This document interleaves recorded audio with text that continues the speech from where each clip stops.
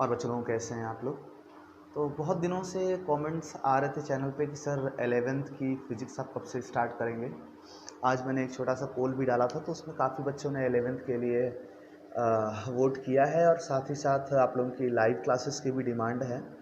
तो मैं कोशिश करूँगा जल्द ही लाइव आना शुरू करूँ और तब तक जो है वीडियोज़ आप लोगों को मिलती रहेंगी जब तक मैं लाइव नहीं आ रहा हूँ।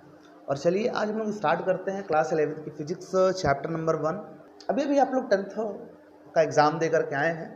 अब पास तो सब हो जाओगे यार, कौन फेल होता है आजकल 10th क्लास में होगी, ठीक है। और कॉन्फिडेंस है कि पास हो जाओगे तभी यहाँ पे हो, इस वीडियो को देख रहे हो।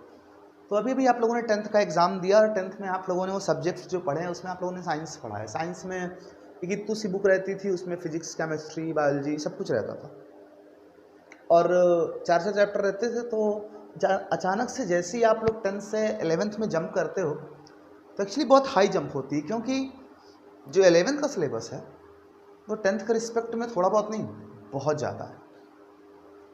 उसमें 4 चैप्टर फिजिक्स के थे, इसमें 20 चैप्टर आपको पढ़ने को मिलेंगे। इतनी पतली सी किताब में तीनों साइंस थी, इतनी मोटी सी किताब केवल फिजिक्स की मिलेगी। इसका मतलब है कि सिलेबस काफ़ी ज़्यादा होने वाला है, ठीक है। और हाँ, एक बात मैं और आपसे करना चाहता हूँ, कुछ बच्चे ये सोचते हैं कि अब तो 11th 12th अलग हो गया है, तो अगर एक्सीडेंटली वो ये वीडियो देख रहे हैं तो उनके लिए स्पेशली कि उनको लगता है कि 11th 12th तो अब अलग हो गया है, 12th में पढ़ाई करेंगे, 1 साल मौज मस्ती कर लेते हैं, ठीक है। बहुत ही गलत सोच है बेटा आप लोगों की है, ठीक है। क्योंकि अलग भले हो गया है लेकिन कहीं ना कहीं दोनों एक दूसरे से जुड़े हुए हैं। अगर आप 11th कायदे से पढ़ते हो तो आपको 12th आप लोगों के लिए पढ़ना बहुत आसान हो जाएगा, और अगर आपने 11th छोड़ दिया तो 12th आप लोगों के लिए काफ़ी मुश्किल होने वाला है। क्योंकि 11th में ना हम लोग क्या करते हैं, हम लोग इंट्रोडक्शन पढ़ते हैं फिजिक्स का, धीरे धीरे फिजिक्स को सीखना शुरू करते हैं और बहुत से ऐसे चैप्टर है जैसे वेक्टर है, विमी विश्लेषण है, मात्रक है, ये सारे ऐसे चैप्टर्स हैं जो कि फिजिक्स का बेस बनाते हैं, नींव बनाते हैं।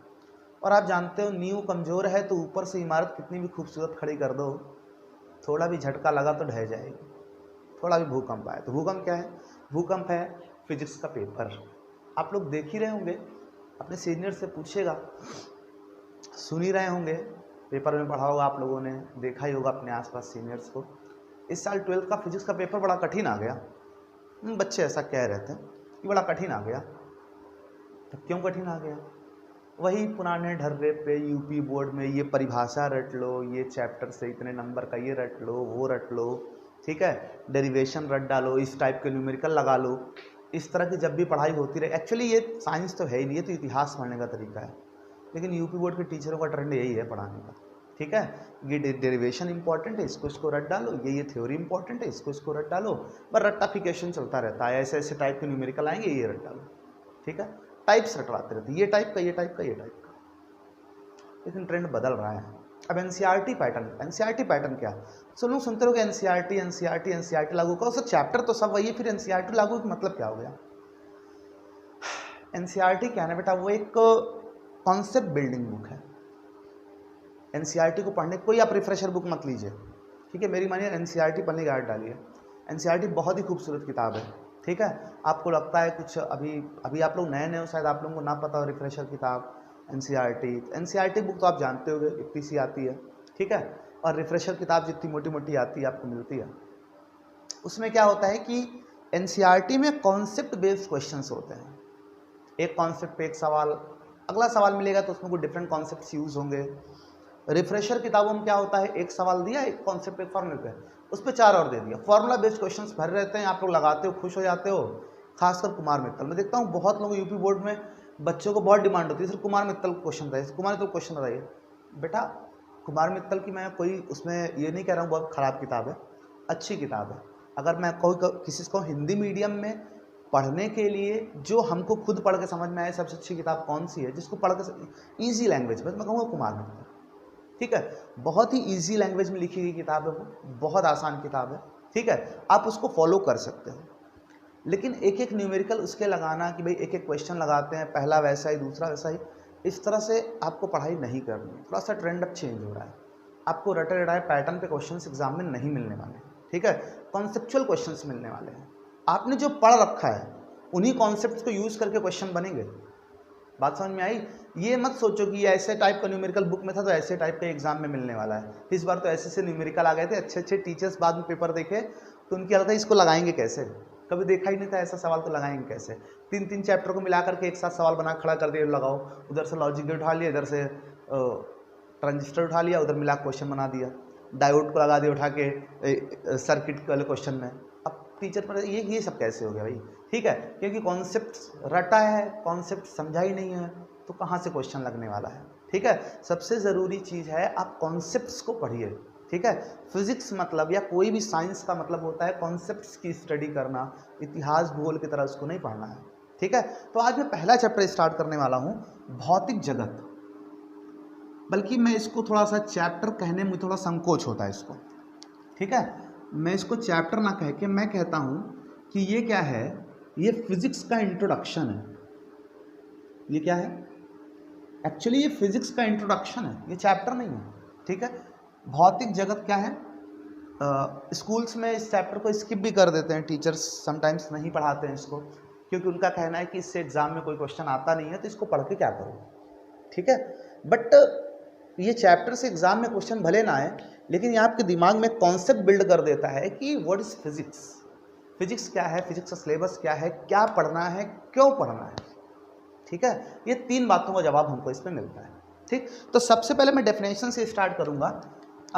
फिजिक्स से पहले अभी आप लोग पढ़ते हैं साइंटिया, सॉरी साइंटिया कह रहा हूँ, साइंस पढ़ा नहीं पढ़ा, हाई स्कूल में साइंस पढ़ के आए होंगे। साइंस जो वर्ड ड्राइव हुआ है ग्रीक वर्ड साइंटिया से, ठीक है। ओरिजिन में क्यों बता रहा हूँ, क्योंकि साइंटिया का मीनिंग होता है जानना, शुद्ध हिंदी में बात करूँ जानना, क्या होता है, साइंटिया माने होता है जानना। अब जानना मतलब कुछ भी जानना, ठीक है। तो साइंटिया वर्ड से बना हुआ है साइंस, तो साइंस का मतलब हो गया टू नो,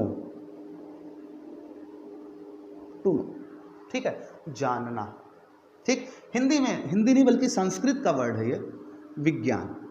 विज्ञान क्या है, विज्ञान संस्कृत का शब्द है, हिंदी का शब्द नहीं, विज्ञान, जिसका मतलब होता है साइंस और जिसका मतलब होता है जानना या टू नो, ठीक। अब जानना वर्ड से साइंस क्यों बना, क्योंकि साइंस जो है एक्चुअल में ये कोई सब्जेक्ट नहीं है। मेरी लैंग्वेज में साइंस क्या है, साइंस है method of study, method of study. अब ये सब बहुत ही कॉमन वर्ड्स हैं, आप लोग इतना समझते होंगे, ठीक है। पढ़ने का तरीका, हिंदी में क्या कहूँ इसको, मैं कहूँगा पढ़ने का तरीका, ध्यान से समझिएगा, ये क्या है, पढ़ने का तरीका। साइंस कोई सब्जेक्ट नहीं, सब्जेक्ट है फिजिक्स, सब्जेक्ट है केमिस्ट्री, सब्जेक्ट है मैथमेटिक्स, बायोलॉजी, ठीक है। साइंस कोई सब्जेक्ट नहीं है। आपको सर ये अब तो एकदम से पूरी दुनिया ही बदल दी है, जज्बात बदल गए पूरे सब, ठीक है, ऐसे कैसे हो सकता है। अभी तक तो हम पढ़ने आए हैं भाई, 6 सब्जेक्ट पढ़े हम लोग, तो 6 सब्जेक्ट पढ़े जिसमें सब्जेक्ट साइंस था, ठीक है। अच्छा, आप लोगों ने बुक्स पे सोशल साइंस भी लिखा हुआ देखा होगा, सोशल साइंस में भाई फिजिक्स केमिस्ट्री बायोलॉजी थी, लेकिन उसके आगे साइंस वर्ड जुड़ा हुआ है, क्यों। और भी जगह आप लोग देखो, भाषा विज्ञान, मतलब एग्जाम्पल ले रहा हूँ, भाषा विज्ञान, भाषा मतलब लैंग्वेज, अब लैंग्वेज में कैसे साइंस, उसमें ना फिजिक्स हो, ना केमिस्ट्री, ना इंग्लिश, ना बायोलॉजी हो सकती है। तो साइंस का आप लोग जो मतलब समझते हो, साइंस मतलब फिजिक्स केमिस्ट्री बायोलॉजी, ये गलत समझते हो। फिजिक्स केमिस्ट्री बायोलॉजी सब्जेक्ट है और इसको पढ़ने के लिए साइंटिफिक बल्कि मैं तो कहूँगा किसी भी सब्जेक्ट को पढ़ने के लिए साइंटिफिक मेथड्स यूज़ किए जाते हैं। अब साइंटिफिक मेथड्स क्या होते हैं, अच्छा एक बात सोच के देखो, आपने नर्सरी में एडमिशन लिया किसी बच्चे ने, और नर्सरी में उसको जो है पहली क्लास में उसको पढ़ाया जाने लगा प्रोनाउन क्या होता है, नाउन भी नहीं बताया, पहले प्रोनाउन बताए।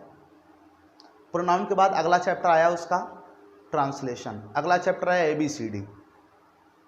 अब सोच के देखो यार, नर्सरी का लड़का, उसको पहले ABCD पढ़ाओगे कि पहले प्रोनाउन और नाउन और सेंटेंस पढ़ाओगे तुम उसको, तो तरीका क्या होना चाहिए शुरू करने का, पहले ABCD पढ़ानी चाहिए, ABCD से वर्ड्स बनाना सिखाना चाहिए, वर्ड से सेंटेंस बनाना सिखाना चाहिए, उसके बाद जा करके हम बात करेंगे कि कैसे इसका ट्रांसलेशन करेंगे, कैसे डायरेक्ट इनडायरेक्ट, कैसे एक्टिव पैसिव बनाएंगे, ये सारी चीज़ें बाद में आएंगी।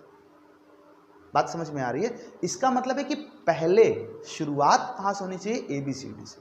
कोई भी सब्जेक्ट है पढ़ने का एक तरीका तो डिसाइड होता ही है ना, ठीक है। तो आप कहते हो विज्ञान क्या है, विज्ञान आप कहते हो किसी भी, याद करिए विज्ञान की परिभाषा आप लोगों ने पढ़ी होगी लेकिन कभी गौर नहीं किया होगा, किसी भी विषय का, विज्ञान मतलब किसी भी विषय का, किसी भी विषय का, किसी भी विषय का क्रमबद्ध सुव्यवस्थित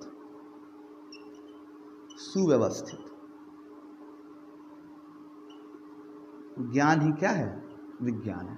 किसी भी विषय मतलब वो विषय कुछ भी हो सकता है, जरूरी नहीं कि फिजिक्स केमिस्ट्री बायोलॉजी ही विज्ञान है, कोई भी विषय विज्ञान है, ठीक है। क्योंकि विज्ञान कोई सब्जेक्ट नहीं, विज्ञान पढ़ने का एक तरीका है। बात समझ में आ रही है, ठीक है। थोड़ा सा ऊपर से ढक्कन खोलो, तुम लोग बचपन से जो चीज़ें तुम लोग पढ़े रहते हो, अब कुछ नई नई चीज़ें जानोगे। अभी तक आप लोगों को ऊपर ऊपर बता दिया था, परिभाषा रट लेते थे ना, किसी भी विषय का सुव्यवस्थित एवं क्रमबद्ध ज्ञान ही विज्ञान कहलाता है। कभी इस परिभाषा को जानने की कोशिश ही नहीं की तुम लोगों ने। बात समझ में आई? क्यों नहीं की? बताया ही नहीं गया होगा, किसी ने बताया ही नहीं होगा। अभी तक तो रट्टा मार स्टडी करते आए होगे, ठीक है। बहुत से लोग ऐसे रट्टा फिजिक्स केमिस्ट्री बायो भी रटते रहते हैं भैया। अभी देखना तुम लोग पढ़ना, बहुत से लोग तुम्हें मिलेंगे जैसे रटाते रहते हैं कि ऐसे होता है ना बेटा, ऐसे होता है ना, होता है, तुम कहोगे हाँ होता है, बस हो गया। अभी अंदर से फीलिंग निकल के नहीं आई कि नहीं हाँ सही बात, ऐसा होता है। ऐसा क्यों होता है? सवाल पूछना ज़रूरी है फिजिक्स में, ठीक है। कोई भी सब्जेक्ट है, सवाल क्यों, कैसे, इन सब चीज़ों का जवाब मिलता रहे ना, तब समझो मेरे को इसका कॉन्सेप्ट समझ में आ रहा है, ठीक है। हालांकि भी और आगे बातें करेंगे तो आपको और क्यों कैसे समझाएंगे हम। फिलहाल तो किसी भी विषय का मतलब कोई भी सब्जेक्ट हो सकता है, वो हिंदी भी हो सकता है, वो इंग्लिश भी हो सकता है, ठीक है। जब तक क्रम से नहीं पढ़ोगे तब तक आपको कुछ भी नहीं आएगा। तो क्रम से पढ़ना ज़रूरी है। पहले ABCD, फिर वर्ड, फिर सेंटेंस, देयर आफ्टर फिर जा करके ट्रांसलेशन, एक्टिव पैसिव, नरेशन, जो कुछ भी पढ़िए, ठीक है। लेकिन पहला शुरुआत तो ABCD से होना चाहिए, तो क्रमबद्ध होना चाहिए। सुव्यवस्थित का मतलब क्या हुआ कि एक व्यवस्था होनी चाहिए आपके सिलेबस में। जैसे हम लोग पढ़ते हैं, आप लोगों ने पढ़ा तो लाइट वाले चैप्टर में जो है, आपको सर क्रम से तो पढ़ा रहे हैं, ठीक है, लेकिन लाइट वाले चैप्टर में एक पहला परिभाषा लिखा परावर्तन का, फिर अपवर्तन का, फिर उसमें लिख दिया धारा का। आपको सर धारा तो सबसे पहली चीज़ है इलेक्ट्रिसिटी में, धारा के बाद फिर विभव आपको समझाया, दूसरी चीज़ है। लेकिन क्या ये व्यवस्था सही है? क्या प्रकाश वाले चैप्टर में धारा को रखना चाहिए था? भले वो पहली चीज़ है, आपको समझ में आ रही वहाँ पे, लेकिन व्यवस्था ठीक नहीं है, ग्रुप सही नहीं है ना। तो क्रमबद्ध होना चाहिए, सुव्यवस्थित होना चाहिए, वो कोई भी विषय है, वो सब विज्ञान है। बात समझ में आई, ठीक है। तो विज्ञान समझ लिया आप लोग, विज्ञान क्या है? विज्ञान क्या है? किसी भी विषय का सुव्यवस्थित एवं क्रमबद्ध ज्ञान ही क्या कहलाता है? विज्ञान कहलाता है, ठीक।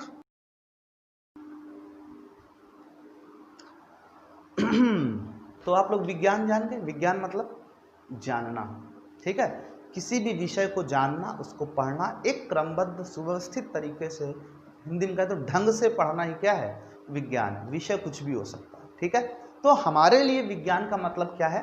फिजिक्स, केमिस्ट्री एंड बायोलॉजी, ठीक है। यही आपके इंडिविजुअल सब्जेक्ट्स भी हैं। कुछ बच्चे फिजिक्स केमिस्ट्री के साथ मैथ्स लेते हैं, कुछ बायो ले लेते हैं, ठीक है। हालांकि हमारे यहाँ थोड़ा सा ये मैथ्स बायो लेने का ट्रेंड थोड़ा गड़बड़ है। अभी आप लोगों के पास बहुत समय है, तो मैं थोड़ा सा आपसे 2 मिनट बात करना चाहूँगा अभी, क्योंकि स्कूल्स खुले नहीं है, रजिस्ट्रेशन वगैरह हुआ नहीं है। आपके पास समय है सोचने का, विचारने का कि आखिर आपको क्या लेना चाहिए। एक ट्रेंड चला आया है, जिसको मैथ अच्छी आती है तो पढ़ने में बहुत तेज है, ठीक है, इसको मैथ दिलाओ साइंस इंटर में। और जो थोड़ा सा वीक हो गया उसको कहते हैं इसको ऐसा है बायो दिला दो, साइंस साइड पढ़ना है तो, नहीं तो आर्ट साइड पढ़वा दो, और कमजोर आर्ट साइड। पता नहीं कौन सा सिस्टम है, ठीक है। ये पढ़ाई से तौलते हैं, आर्ट साइड लेना है कि आर्ट साइड लेना है कि मैथ्स लेना है कि बायो लेना है। देखो मैं अपने स्टूडेंट्स को भी सजेस्ट करता हूँ और तुम लोगों को भी सजेस्ट करना चाहूँगा, कभी भी ये देख करके स्ट्रीम को मत चुनना कि किस में स्कोप ज़्यादा है, किसको दुनिया अच्छा समझती है, कि दुनिया समझती जो मैथ पढ़ रहा है वो बहुत अच्छा है तो तुम भी मैथ ले लोगे, पता चला मैथ बाद में समझ ही रहोगे, ठीक है। तो आपको वो विषय चुनना है जिसमें आपका इंटरेस्ट आता है। आपके देखो हमारे यहाँ जो सिलेबस है, मैं मानता हूँ हमारे यहाँ सिलेबस का डिज़ाइन बहुत अच्छा है। पहले आपको 10th में सब पढ़ाया जाता है, साइंस भी पढ़ाई जाती है, साइंस मतलब literal meaning, physics chemistry math जो आप समझते हो। सोशल भी पढ़ाया जाता है आपको, हिंदी इंग्लिश तो भाई अपनी लैंग्वेज में पढ़ाया ही जाता है, ठीक है। ड्राइंग भी आर्ट्स पढ़ाई जाती है, संगीत वगैरह पढ़ाई, सब कुछ पढ़ाया जाता है, सब कुछ है सिलेबस में हमारा, खेलकूद भी है ना। क्यों, क्या कारण है? ताकि आप, क्योंकि 10th आते आते 16 ईयर्स के आप हो जाते हो, उस समय थोड़ा बहुत आपकी समझ डेवलप हो जाती है। आप ये समझ सकते हो कि भाई मेरे को इंटरेस्ट किस में आ रहा है। मेरे को फिजिक्स में इंटरेस्ट आ रहा है, अच्छी लग रही है फिजिक्स, मेरे को बायोलॉजी अच्छी लग रही है, मेरे को इतिहास पढ़ने में ज़्यादा रुचि है, मुझे भूगोल जानने में अच्छा लगता है, मेरी आर्ट अच्छी है, मैं गा अच्छा लेता हूँ, बजा अच्छा लेता हूँ, सब कुछ होता है ना वहाँ पे। आप इतने समझदार हो चुके हो तो आप समझ सको कि मेरा इंटरेस्ट किस में है। अभी आप 11th में जब जाओ तो अपने हिसाब से सोच समझ कर, ठीक है, विषय चुनना कि मेरा इंटरेस्ट किस में आ रहा है। दुनिया को दिखाने के लिए केवल साइंस साइड मत पढ़ना, ठीक है। तुम्हें अच्छा लगता हो साइंस पढ़ना तो पढ़ना साइंस, नहीं तो आर्ट्स पढ़ना, म्यूज़िक पढ़ना, खेल कूद में जो तुम्हें अच्छा लगे। याद रखो, जो चीज़ तुमको अच्छी लगती है करने में, उसमें तुम जितना सफल हो सकते हो उतना ज़बरदस्ती किसी काम को करने में सफल नहीं हो सकते। आप खुद सोच के देखो कि आपसे ज़बरदस्ती कोई काम कराया जाता है तो आप सिर्फ ये सोच के करते हो इसको निपटाना है, लेकिन अगर आपको चीज़ अच्छी लग रही होती है तो लगता है ये काम करना है। जो आप सपोज अगर आपको बल्लेबाजी अच्छी लगती है तो आप जब बैटिंग करने उतरते हो तो आपको लगता है यार अच्छा खेलना है और रन बनाना है। फील्डिंग नहीं अच्छी लगती, ज़बरदस्ती खड़े रहते हो, कभी आपकी फील्डिंग इंप्रूव नहीं हो पाती, क्योंकि आपको उसमें मन नहीं लगता है। आपको बैटिंग करने में मन लगता है, आप अच्छी बैटिंग, आपको बॉलिंग, आप अच्छी बॉलिंग कर लेते हो। बात समझ में आ रही? जो अच्छा लगे लाइफ में। मुझे पता है लोग कहते हैं ये प्रैक्टिकल नहीं है, ठीक है। अच्छा तो हमको बहुत कुछ लगता है, क्या वही करना शुरू कर दें? ऑब्वियसली तुम्हें जो अच्छा लगता है वो करना शुरू कर दो, आज नहीं कल उसमें जाकर सक्सेस तुमको मिलेगी और बहुत ऊपर तक जाओगे। केवल दुनिया को देख करके कि सब क्या कर रहे हैं या दुनिया की नज़र में क्या अच्छा है वो करोगे ना, तो हमेशा अपने आप को अंदर से पूछते रहोगे कि मैं कर क्या रहा हूँ। बात समझ में आई? मैंने भी इंजीनियरिंग की है, लेकिन मैं कभी जॉब के लिए नहीं गया। सब कहते हैं नौकरी कर लो, बड़ी इज्जत मिलती है नौकरी वालों को। भाई मुझको नहीं चाहिए इज्जत, मुझे पढ़ाने में बहुत मज़ा आती है, तो इसलिए मैं पढ़ाता हूँ। थोड़े कम पैसे मिलेंगे और क्या होगा, लाइफ तो अपनी भी जी रही, खा तो हम भी रहे हैं यार, मज़ा। लेकिन हाँ, मैं अपने काम को इंजॉय करता हूँ। लोग दोस्त मिलते हैं यार, दिन भर नौकरी, वही पब्लिक डीलिंग, वही फाइल, वही, लेकिन मैं कभी नहीं कहता यार वही क्लास लेना है, वही पढ़ाना है। मुझे मज़ा आ रही है, मुझे पता मुझे अगर इस काम में मज़ा आ रही है तो डेफिनेटली आज कहाँ हूँ मुझे पता नहीं, लेकिन कल मैं अच्छी जगह पे होऊंगा। मैं अच्छे से जानता हूँ इस बात को, ठीक है। तो आप ज़िंदगी में वही काम करिएगा, वही रास्ता चुनिएगा जिसमें आपको मज़ा आ रही है। अगर आप उसको करियर बनाओगे तो हमेशा अपने काम को मज़े से करोगे, मज़े से करोगे तो बहुत आगे तक जाओगे। बात समझ में आ रही है? ठीक है, इस बात पे हमेशा फोकस रहना। ये मैं अभी इसलिए लेक्चर दे रहा हूँ क्योंकि 11th शुरू होने वाला है और अभी तुम्हें सबसे ज़्यादा ज़रूरत है इस चीज़ की कि तुम्हें स्ट्रीम कौन सी चुननी है। नहीं मज़ा आती साइंस में, छोड़ो, आर्ट्स पढ़ो जा करके, ठीक है। वहाँ नहीं मज़ा आती, खेलो कूदो जाकर, जो मर्जी जो अच्छा लगे वो करते रहो, ठीक है। आपको साइंस पढ़ रहे हो, मैथ्स का प्रेशर पड़ रहा है लेकिन मैथ्स नहीं आती मज़ा पढ़ने में, बायोलॉजी ले लो, काम भर की मैथ्स तो पढ़नी पड़ेगी, वो तो तय है, ठीक है। अभी कुछ बच्चे यहाँ पे बायो ले लेते हैं लेकिन थोड़ी सी मैथ्स आपको इंटर वाली पढ़नी पड़ती है क्योंकि फिजिक्स में यूज़ होता है ना भाई, ठीक। तो पढ़ना फिजिक्स तो बहुत मजा आएगी पढ़ने में, मेरी गारंटी है, उसका कोई वो नहीं है, बिल्कुल दिमाग मत रखना आपने कि फिजिक्स बहुत आसान लगने वाली तुम लोग, ठीक है। तो आप लोग क्या करिए कि अभी डिसाइड कर लीजिए कि मेरे को मैथ्स लेना है, आपको आगे चल के मन करता है डॉक्टर बनने का, आपको उधर इंटरेस्ट आता है तो आप ले लो बायो, आपको मन करता है इंजीनियरिंग करने का, मैथ्स में कुछ करने का, अच्छा करने का आगे, तो आप मैथ्स ले लो, ठीक है, कोई रोक टोक नहीं है, ठीक है। अभी डिसाइड कर लो। खैर ये सब बातें तो होती रहेंगी, तो अभी हम लोग जो है देख लेते हैं हमको पढ़ना क्या है। तो हम लोग जो नेक्स्ट चैप्टर पढ़ेंगे वो पढ़ेंगे भौतिक जगत, ये हमारा पहला चैप्टर है, ठीक है, विज्ञान का। तो सॉरी, भौतिक विज्ञान का। तो भौतिक जगत तो जो पहला चैप्टर मैंने कहा, मैं उसको चैप्टर ना कह के मैं उसको इंट्रोडक्शन कहता हूँ फिजिक्स का। कारण क्या है, क्योंकि फिजिक्स जो वर्ड बना हुआ है ना, फिजिक्स ये वर्ड जो बना हुआ है इसका मीनिंग होता है प्रकृति। फिजिक्स मतलब क्या होता है, प्रकृति। प्रकृति मतलब फिजिकल वर्ड, फिजिकल मतलब जिसको हमारे सेंसेस समझ सके, प्रकृति मतलब फिजिकल वर्ल्ड, हमारे आसपास जो कुछ भी है जिसको हमारे सेंसेस समझ सकते हैं, छू सकते हैं, सुन सकते हैं, महसूस कर सकते हैं, वो फिजिकल वर्ल्ड है। ठीक है, तो समझ गए पहला चैप्टर फिजिकल वर्ल्ड क्यों रखा गया है, क्योंकि physics is derived from physical world.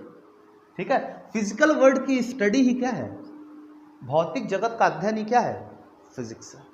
ठीक है, हमारे आसपास जो कुछ भी हो रहा है, मैं खड़ा हूं तो क्यों खड़ा हूं, ठीक है, आपका फोन चल रहा है तो क्यों चल रहा है, आवाज आ रही तो क्यों आ रही है, आवाज स्लो क्यों है, आवाज तेज क्यों है, आप कान टेबल कान लगा के बजाते हो तो इतना अच्छा क्यों सुनाई देता है, इतनी तीखी आवाज क्यों सुनाई देती है, पंखा कैसे घूम रहा है, ये घर जो है ये गिर क्यों नहीं जाता अपने आप, वट एवर, जो भी तुम्हारे दिमाग में आसपास देख करके जो कुछ भी आप सोच सकते हो, जो कुछ भी आ रहा हो, ठीक है, ये सारी चीजें हम लोग कहाँ पढ़ेंगे, फिजिक्स में पढ़ेंगे।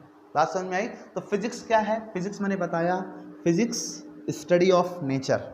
मेरे लिए तो बहुत सिंपल परिभाषा है फिजिक्स की, कोई पूछे कि फिजिक्स क्या है तो बहुत आसान शब्दों में उसको समझा दूंगा कि study of nature and it's phenomena. Hindi में कहें तो प्रकृति और प्रकृति में होने वाली घटनाओं का अध्ययन ही क्या है, फिजिक्स है। ठीक है, study of nature and it's phenomena, nature में जो कुछ भी घटनाएं हो रही हैं उन घटनाओं को और नेचर को अध्ययन करना, पढ़ना ही क्या है, फिजिक्स है। ठीक है, तो फिजिक्स आप लोग समझ गए होंगे। देखो कभी कभी हम लोग कंफ्यूज होते हैं साइंस में और इंजीनियरिंग में, होना भी चाहिए कंफ्यूज, अभी तक आप लोग उतना डीप लेवल पे नहीं पढ़े तो कंफ्यूजन तो आएगा ही। देखो साइंस का मतलब होता है सिर्फ पढ़ना, फिजिक्स का मतलब भी होगा सिर्फ पढ़ना, हम लोग सिर्फ चीज़ों को पढ़ेंगे। ठीक है, जब हम उस चीज़ को पढ़ लेते हैं और उसको इम्प्लीमेंट करके कुछ बनाते हैं तो फिर वो फिजिक्स नहीं रह जाती है, वो साइंस नहीं रह, वो इंजीनियरिंग हो जाती है। ठीक है, एग्जाम्पल के तौर पे एक छोटा सा समझाने के एग्जाम्पल लेते हैं, जेम्स वॉट थे, वही जिन्होंने बल्ब बनाया था सबसे पहले, वही वाले। इन्होंने देखा कि यार केतली में पानी उबल रहा है, अचानक से उबलना शुरू हुआ, जब पानी टेम्परेचर उसका इतना पहुंचा कि भाप बनने लगा तो क्या हुआ कि वो ढक्कन अपने आप कुछ देर बाद गिर गया। इनको लगा यार चलो ढक्कन ना गिरे, तो ढक्कन को उन्होंने कोयले का टुकड़ा रख दिया। कहानी हमने भी सुनी, आपने भी शायद सुनी हो, शायद सुने भविष्य में कभी, मैं सुना ही तो रहा हूँ, क्या सुनना है। कुछ देर बाद वो टुकड़े सहित ढक्कन गिर गया। इनको लगा यार ये क्या हो गया, इन्होंने फिर उठा के और भारी टुकड़ा रख दिया, फिर गिर गया। इन्होंने समझा अच्छा इसका मतलब भाप जो है वो दाब डाल रही है, और दाब डालने की क्षमता भी उसकी बढ़ती जा रही है, ज़्यादा है, जितना ज़्यादा मैं भार बढ़ा रहा हूँ उतना तो दाब डाल गिरा दे रही है उसको। इस फिनोमिना का यूज़ करके पहला इंजन बनाया गया, भाप इंजन। पुराने ज़माने में रेलगाड़ियाँ भी उसी से चलती थी। ठीक है, भाप इंजन से, कोयले वाली, एक्चुअली जलाते तो कोयला थे लेकिन उससे भाप बना के उसी से इंजन चलाते थे, भाप इंजन। एक्सटर्नल कंबशन इंजन पढ़ा, अरे 11th पढ़ाएंगे तुम लोग को, एक्सटर्नल कंबशन इंजन था वो। ठीक है, तो भाप इंजन जब पहले बनाया गया तो इंजन को बनाना इंजीनियरिंग है, ये फिजिक्स नहीं है। फिजिक्स ये पढ़ना कि भाप दाब डालती है और इसको अप्लाई करके इंजन बना देना जो कि गाड़ियों को चलाता है, वह इंजीनियरिंग है। और उस इंजन का यूज़ करके गाड़ियाँ बना दी गई, मारुति 800 बना दी गई। ठीक है, ये इंजीनियरिंग थी। लेकिन जब हमें अपनी सुविधाओं के लिए इंजीनियरिंग का यूज़ करना होता है तो इसको हम बोलते हैं टेक्नोलॉजी। बात समझ में आ रही है भाई। लॉक तो पहले भी होता था नंबर वाला, हम लोग पासवर्ड डालते थे, लेकिन थोड़ा कठिन लगता था लोगों को, तो पैटर्न ड्रॉ करना बना दिया, तुरंत पैटर्न ड्रॉ करके खुल गया। थोड़ी टेक्नोलॉजी एडवांस हो गई, थोड़ा और एडवांस हुआ। अरे हम लोगों ने फोन, वो वाला फ़ोन देखा है, बात तो उससे भी होती थी, बटन वाले फ़ोन से। फिर टच फ़ोन क्यों आया, क्योंकि इसमें और फीचर्स जोड़े जा सके। ठीक है, अभी लॉक बता रहा था मैं, फिर लगा यार लोगों को अब ऐसे ऐसे उंगली घुमाने में भी तकलीफ होने लगी, तो क्या किए, पीछे छोटा सा फिंगरप्रिंट सेंसर दे दिया, तो पीछे उंगली टच करो खुल जाता था। अब लोगों को पीछे वाली उंगली भी देख के टच करना पड़ता, तकलीफ होती थी, तो क्या नई टेक्नोलॉजी है, स्क्रीन पे ही दे दिया फिंगरप्रिंट, सामने अंगूठा रखो खुल जाता है। तो ये क्या है, ये टेक्नोलॉजी है, चीज़ों को और आसान दर आसान करती जा रही है। ठीक है, तो 3 डिफरेंट चीज़ें हैं। साइंस मतलब हो गया टू स्टडी, पढ़ना, चीज़ों को समझना, स्टडी करना। इंजीनियरिंग मतलब हो गया उस स्टडी का यूज़ करके कुछ बना डालना, कुछ यूनिक सा, कुछ अनोखा सा, तो इंजीनियरिंग हो गया। और उसी इंजीनियरिंग का यूज़ करके, साइंस का यूज़ करें इंजीनियरिंग में, इंजीनियरिंग का यूज़ किया टेक्नोलॉजी में, हमने कुछ ऐसा बनाया जो हमारे लिए चीज़ों को और आसान कर दिया और सुविधाजनक कर दिया, वो टेक्नोलॉजी। बात समझ में? अब साइंस आप समझ गए होंगे। अभी तो हमको साइंस समझा रहा था कि साइंस क्या है। साइंस में आपको फिजिक्स समझाया कि फिजिक्स क्या है।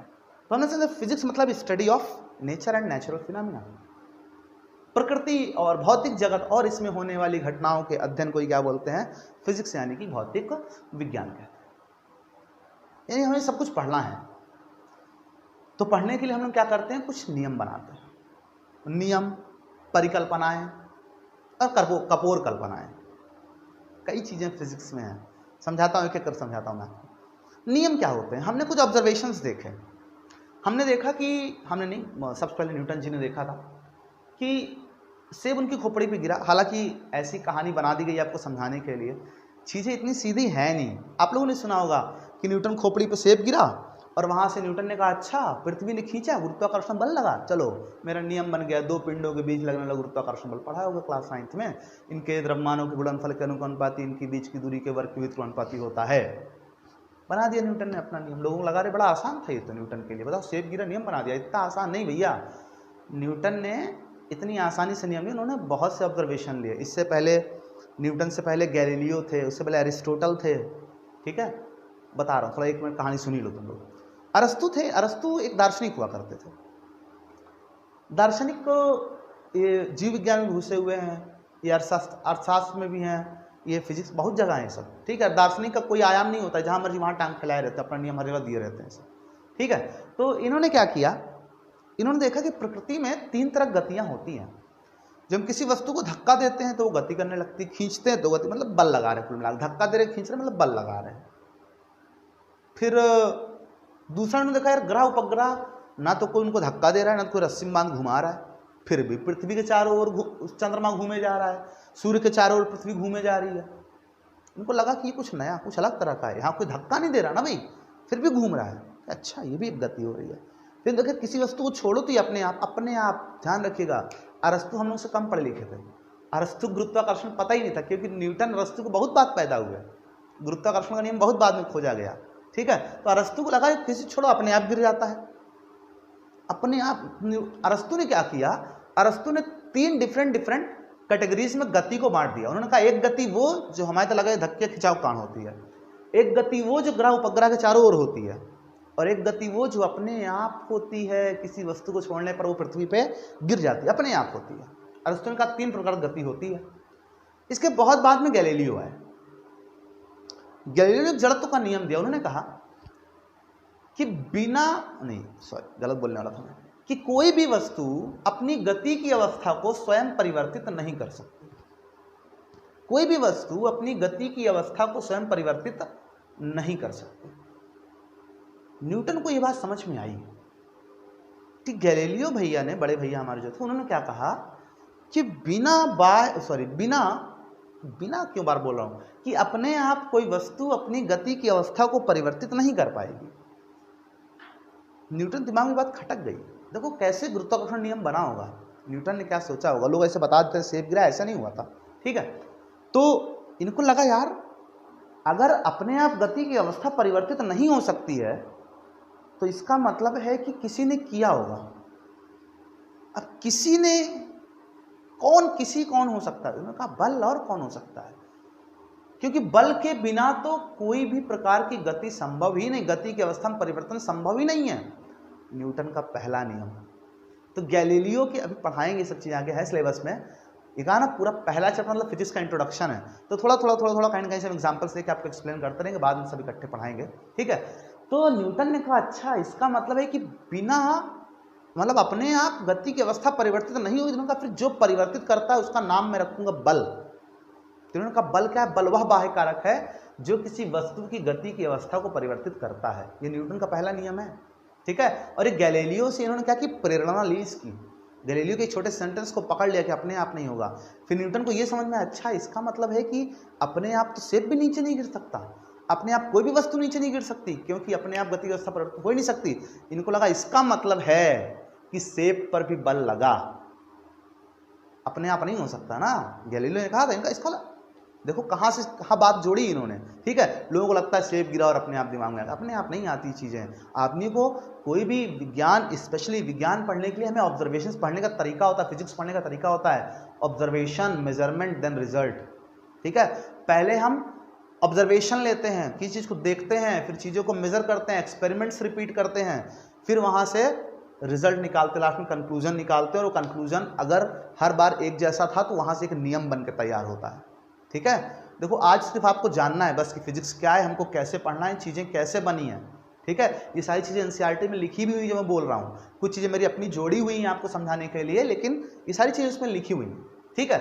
तो नियम कैसे बनते हैं? नियम ऐसे बनते हैं, किसी को कोई घटना को हम ऑब्जर्व करते हैं, पहले देखते हैं। तो यही कहा न्यूटन ने भी किया, गैलीलियो ने कहा अपने आप कुछ नहीं हुआ, न्यूटन ने कहा इसका मतलब ये सेब अपने आप गिर ही नहीं सकता, मतलब इसको किसी ने या तो ऊपर धक्का दिया है या तो किसी ने नीचे से खींचा है। अब पृथ्वी पे हर जगह कोई भी चीज गिरती है तो नीचे ही गिरती है, धक्का देना किधर भी धक्का दे सकता था, लेकिन नीचे गिर रही, इसका मतलब जरूर ये पृथ्वी ही अपनी ओर खींच रही है, यही बैठी हुई है छिप करके जो किसी को बता नहीं रही है कि हम कर रहे हैं काम। तो न्यूटन ने कहा इसका मतलब पृथ्वी उस वस्तु को अपनी ओर खींच रही है। न्यूटन ने और सोचा, तो उनको लगा अच्छा फिर केपलर का नियम इन्होंने देखा, अभी देखेंगे सब लोग, ग्रह उपग्रह का गति वाला नियम। तो कहा अच्छा इसका मतलब है कि जो ग्रह चारों ओर घूम रहे हैं वो भी पृथ्वी और सूर्य के गुरुत्वाकर्षण बल के कारण बंधे हुए हैं, इसलिए भाग के नहीं जा रहे हैं।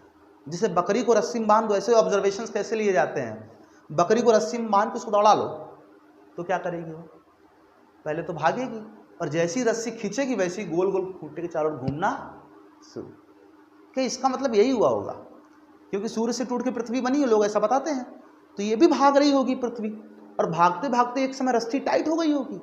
रस्सी मतलब रस्सी में बल ही तो लगता है, और क्या लगता है, और यहाँ वो रस्सी क्या है जो दिख नहीं रही अपने को, जो कि गुरुत्वाकर्षण है, वो रस्सी टाइट हो गई गुरुत्वाकर्षण बल की, ठीक है। और जब उसके बाद भागने को नहीं मिला पृथ्वी को, तो सूर्य के चारों ओर वो चक्कर लगाना शुरू कर दी। इसका मतलब है कि उसका कारण भी क्या है, गुरुत्वाकर्षण। तो न्यूटन ने यहां से ऑब्जर्वेशन निकाला, दोनों बातों को जोड़ा सबको, और अभी पढ़ाएंगे आप लोगों को कि इन्होंने गुरुत्वाकर्षण नियम G = G(m1m2)r² लाया कहां से। ये कोई ऐसे डायरेक्ट नहीं लिखा गया, बाकायदा डिराइव किया गया था। ये आप लोगों ने क्लास 9th में पढ़ा होगा ना, G(m1m2)r² कि इसके प्रोपोर्शनल इसके प्रोपोर्शनल। लेकिन न्यूटन ने निष्कर्ष कहाँ से निकाला, उनके दिमाग में आइडिया कहाँ से आया कि m1 × m2 होना चाहिए, अपॉन r² होना चाहिए। ये सारी चीज़ें न्यूटन ने कहीं और से डिराइव करके सोचा था, समझा था, फिर बताया था। बात समझ में आई। कभी कभी न्यूटन ना बहुत इसके लिए डांट वाट भी खाए हैं लोग, उनको जो है बहुत आलोचना भी हुई है कि भाई ये बताओ न्यूटन यार, तुम उसके नियम को कॉपी करके थोड़ा बहुत चेंज करके बता दिए मेरा नियम है, और उसके बाद फिर चले आते हो। तो न्यूटन माफ़ी उफ़ी मांगे कई बार, ठीक है। जैसे उन्होंने अपने प्रथम नियम में गैलीलियो क्रेडिट दिया ही नहीं, बोला मेरा नियम मैंने बनाया है। लोगों ने इनको बहुत हड़काया, कहा ठीक है अच्छा फिर मानता हूँ मैं गैलीलियो के नियम को थोड़ा सा मैंने चेंज किया अपने हिसाब से, लेकिन इसमें कुछ नई चीज़ें, ओरिजिनलिटी है, बल वाला कॉन्सेप्ट गैलीलियो नहीं दिए थे, मैंने दिया है। कि हाँ ऐसे बताओ ना, तुम तो फुल क्रेडिट लेके बैठ जाते हो, सब मैं ही किया हूँ, दूसरों क्रेडिट देना सीखो। ऐसे कई जगह न्यूटन साहब कई बार हुआ है। कोई बात नहीं, अच्छे साइंटिस्ट थे, इन्होंने बहुत क्षेत्रों में काम किया है, इनकी ऑब्जर्वेशन पावर बहुत अच्छी थी। कोई नया वर्क चल रहा होता था फिजिक्स के फील्ड में तो उस पर नज़र रखते थे, और किसी से चूक होती थी धीरे से उसको सुधार देते, देखो ये ऐसे ऐसे होना चाहिए, तुम यहाँ थोड़ी गड़बड़ी कर रहे हो, है। तो यहाँ से न्यूटन ने अपना एक नियम दिया, एक कॉन्सेप्ट लेके आया, बल। किसी ने आज नहीं देखा बल क्या होता है, लेकिन हमें अगर ये प्रूव करना है, गुरुत्वाकर्षण बल कोई नहीं देखा है, लेकिन अगर हमें ये मानना, प्रूव करना है कि सेब नीचे ही गिरेगा, तो हमें एक एजम्पशन लेना पड़ेगा कि पृथ्वी एक बल लगा रही है। ये कल्पना है हमारी। बताओ किसी ने देखा क्या पृथ्वी को बल लगाते हुए? किसी ने देखा क्या पृथ्वी के ऐसे हाथ निकला पकड़ के सेब नीचे खींच लिया अपनी तरफ? किसी ने नहीं देखा। ये माना गया। बल क्या है? बल एक अजम्पशन है, बल एक अजम्पशन है, ठीक है, हमने माना है। क्यों माना है? ताकि हम ये एक्सप्लेन कर सकें कि सेब नीचे क्यों गिरा, हम ये एक्सप्लेन कर सकें कि पृथ्वी सूर्य के चारों ओर क्यों घूमती है, हम एक्सप्लेन कर सकें कि चांद पृथ्वी के चक्कर क्यों लगाता है, हम ये एक्सप्लेन कर सकें किसी वस्तु धक्का मारने पर दूर क्यों चली जाती है। इन सारी बातों को प्रूव करने के लिए हमें मानना पड़ा कि बल जैसी कोई चीज़ एग्जिस्ट करती है। ब्रह्मा जी वरदान नहीं दिए लो बल इसको लगा देना वस्तु गति कर जाएगी, नहीं, ऐसे कहीं से नहीं आया, ठीक है। हमें मानना पड़ा, ये हमारा एजम्पशन है, ठीक है। जितने भी नियम है वो सभी एजम्पशन है। और वो नियम कैसे बने? हमने कोई ऑब्जर्वेशंस देखा, लगातार वही देखा, वही हो रहा है, वही हो रहा है, वही हो रहा है, तो हमने एक गेस कर लिया फ्यूचर में कि इस बार यही हो रहा है तो अगली बार भी यही होगा। समझिए मेरी बात को, इस बार यही हो रहा है तो अगली बार भी यही होगा। हमने ढेर सारे ऑब्जर्वेशंस लिए, ऑब्जर्वेशन मतलब देखा चीज़ों को, और उसके बाद उसके आधार पे एक नियम तैयार कर दिया कि हर बार ऐसा ही होगा। हालांकि कई बार फिजिक्स में ऑब्जर्वेशंस गलत भी हुए हैं, ठीक है। इसीलिए कहा जाता है कि जो फिजिक्स में जो लॉज हैं वो एवर डायनामिक हैं। ये वर्ड एनसीईआरटी का वर्ड है, एवर डायनामिक। एवर डायनामिक मतलब हमेशा परिवर्तनशील, ठीक है। फिजिक्स में कोई भी नियम नॉट लास्ट, कोई भी नियम अंतिम नहीं होता है। ध्यान रखिए, फिजिक्स में कोई भी नियम अंतिम नहीं होता। इसका मतलब क्या हुआ कि फिजिक्स में जितने भी नियम आज भी जो एग्जिस्ट कर रहे हैं, जो अभी तक आप लोग पढ़े हो, ठीक है, मैं उन सारे नियमों की बात भी कर रहा हूं कि वो हो सकता है गलत हो या उसमें कुछ कमी हो। आज तक कभी उसका एक्सेप्शन देखा नहीं गया, इसलिए लोगों ने कहा नहीं सही है। हो सकता है कल कोई उसका एक्सेप्शन ढूंढ ले और कहे नहीं ये तो गलत है, इसमें ये कमी है, इसको सुधारो। ऐसे फिजिक्स में कई बार हुआ है। न्यूटन ने ध्वनि की चाल का सूत्र, न्यूटन हर जगह घुसे हुए हैं यार, ठीक है। न्यूटन ने ध्वनि की चाल का सूत्र निकाला, 330 के आसपास होती है, उन्होंने 288 के आसपास कैलकुलेट किया। उन्होंने कहा देखो लगभग सही तो है, और बहुत चीज़ें होती है बदलती रहती हैं इसमें, ठीक है। ताप दाब सब परिवर्तनशील वायुमंडल में, इसलिए थोड़ा बहुत ऊपर नीचे हो गया मेरा, और क्या कैलकुलेशन। तो लोगों को लगा हाँ न्यूटन सही कह रहे होंगे, थोड़ा बहुत ऊपर नीचे होगा। तो लाप्लास आए, उन्होंने बुद्धि लगाई और बताया देखो न्यूटन भैया आप यहाँ गलती कर रहे थे, इस गलती को सुधारो। लाप्लास ने वो नियम, उस गलती को सुधारा, और जैसे ही कैलकुलेट किया एग्जैक्ट ध्वनि की चाल 333 के आसपास आ गई। सब समझ गए, मतलब लाप्लास ने सही संशोधन किया, ठीक है। ऐसे बहुत बार हुआ है फिजिक्स में, जब कोई कुछ नियम दे के चला गया है। कई बार तो ऐसे लोगों ने, तुम लोगों को बताऊंगा आगे, ठीक है, अभी लेक्चर बहुत लंबा खिंच जाता है, ठीक है। कई बार लोगों ने ऐसी कल्पनाएं करके रख दी हैं, जैसे आप इलेक्ट्रॉनिक मॉडल की बात करो, ठीक है। जैसे पहले डाल्टन ने अपना मॉडल दिया। पहले लोग यही समझते थे कि किसी भी तत्व को तोड़ोगे तो अंतिम में परमाणु बनेगा, परमाणु टूटेगा नहीं। सोचो तुम लोग डाल्टन कितना पढ़े लिखे हो, डाल्टन को बात नहीं पता थी, ठीक है। डाल्टन ने खुद खोजा, इवन पता थी, डाल्टन ने खुद खोजा कि नहीं ऐसा नहीं है, परमाणु को तोड़ के उससे इलेक्ट्रॉन बाहर निकाल सकते हो। तरबूज वाला मॉडल, तरबूज जैसे काटो बीज से, जैसे बीज घुसे होते हैं उसमें ना, वैसे इलेक्ट्रॉन धसे होते हैं परमाणु के अंदर। उन्होंने इलेक्ट्रॉन की खोज की, जे टॉमसन ने। लोगों ने कहा बहुत अच्छे, ठीक है। लेकिन अभी तक किसी को ये नहीं पता था कि न्यूट्रॉन और प्रोटॉन भी होते हैं। रदरफोर्ड आए, उनको टॉमसन मॉडल पे शक था। देखो फिजिक्स में कुछ नया तभी खोजा जाता है जब क्वेश्चन करना सीखोगे, शक करना सीखोगे, ये सही है कि नहीं सही है। अच्छा अभी तुम लोग मत शक करने लगा कि सब सही बोल रहे नहीं सही बोल रहे हैं, सब हवा में सब कहानी सुनाया जा रहा है, पहले कभी सुनी नहीं सारी चीज़ें, ठीक है। मतलब थोड़ा और पढ़ लिख लो, उसके बाद शक करना, ठीक है।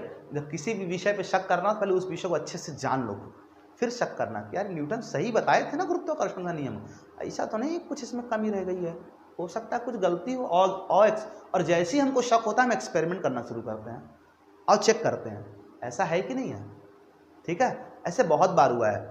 अपने यहाँ के साइंटिस्ट सीवी रमन थे, लॉर्ड रेले प्रकीर्णन में एक दिया था, नियम दिया था अपना, ठीक है। लॉर्ड रेले को शक हुआ, लौट रहे थे लंदन से, वापस आ रहे थे समुद्र के मार्ग से, इनको देखा समुद्र नीला दिखाई दिया, तो इनको याद है अच्छा वो तो आकाश की परछाई इसलिए समुद्र नीला है।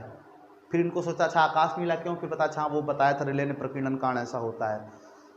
तो इनके दिमाग में आया कि यार ये रेले ने प्रकीर्णन नियम सही दिया कि नहीं दिया। घर पहुँचे, घर पहुँचते ही तुरंत कार्बनिक यौगिक लिए और जो है उसके ऊपर प्रकाश डाले और एक्सपेरिमेंट करना शुरू, ठीक है। नंबर ऑफ एक्सपेरिमेंट परफॉर्म किए और अंत में रिजल्ट निकाला कि नहीं रेले ने कुछ चीज़ें छोड़ दी हैं, कुछ कमियां रह गई हैं, उस कमियों के इन्होंने बताया और इसके लिए सीवी रमन को नोबेल प्राइज भी मिला था, ठीक है। तो इन्होंने क्या किया, पहले से प्री एग्जिस्टिंग लॉज जो है जो पहले से एग्जिस्ट कर रहे हैं उस पर डाउट किया कि यार कुछ कमी है क्या, सही नहीं है क्या, ठीक है। फिजिक्स में कुछ नया तभी बनता है जब हमें डाउट होता है कुछ पुराने जो एग्जिस्ट कर रहा है उसके ऊपर, ठीक है।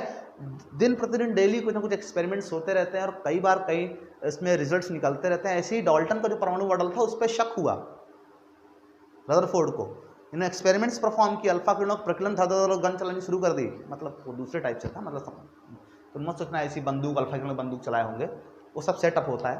तो वहाँ से अल्फा किरण निकलनी शुरू हुई, सोने की पत्र पे जाके उस पर आपको होना शुरू हुई, तो देखा कि कुछ अल्फा किरण तो पार कर सीधे चले जा रहे हैं। अरे ऐसा, इसका मतलब कि ये परमाणु खोखला खोखला है और कुछ टकरा के एकदम सीधे वापस आ रहे हैं। मतलब है कि कुछ भाग से सीधे लौट चले गए, कुछ भाग से लौट के वापस आ गए। इसका मतलब है कि ठोस केवल थोड़ा सा है, बाकी पूरा खोखला है। हम दीवार पे ऐसे, हमको सामने दीवार दिख रही है, हम ऐसे गेंद मारें और गेंद पार के उधर चली जाए तो हमको दिख तो रही है, लेकिन पता चले खोखला है ये तो, ठीक है। हम उस स्पेस को देख नहीं पा रहे हैं, किसी कारण से कुछ भी हो सकता है, ठीक है। बहुत छोटे होते हैं ना भाई परमाणु, अणु, इलेक्ट्रॉन। किसने देखा ऐसा? कोई नहीं देखा है। इन्होंने देखा कि अल्फा के पार करके उस पार चली गई। तो इनको एक बात समझ में आई, इसका मतलब है कि परमाणु ठोस नहीं है।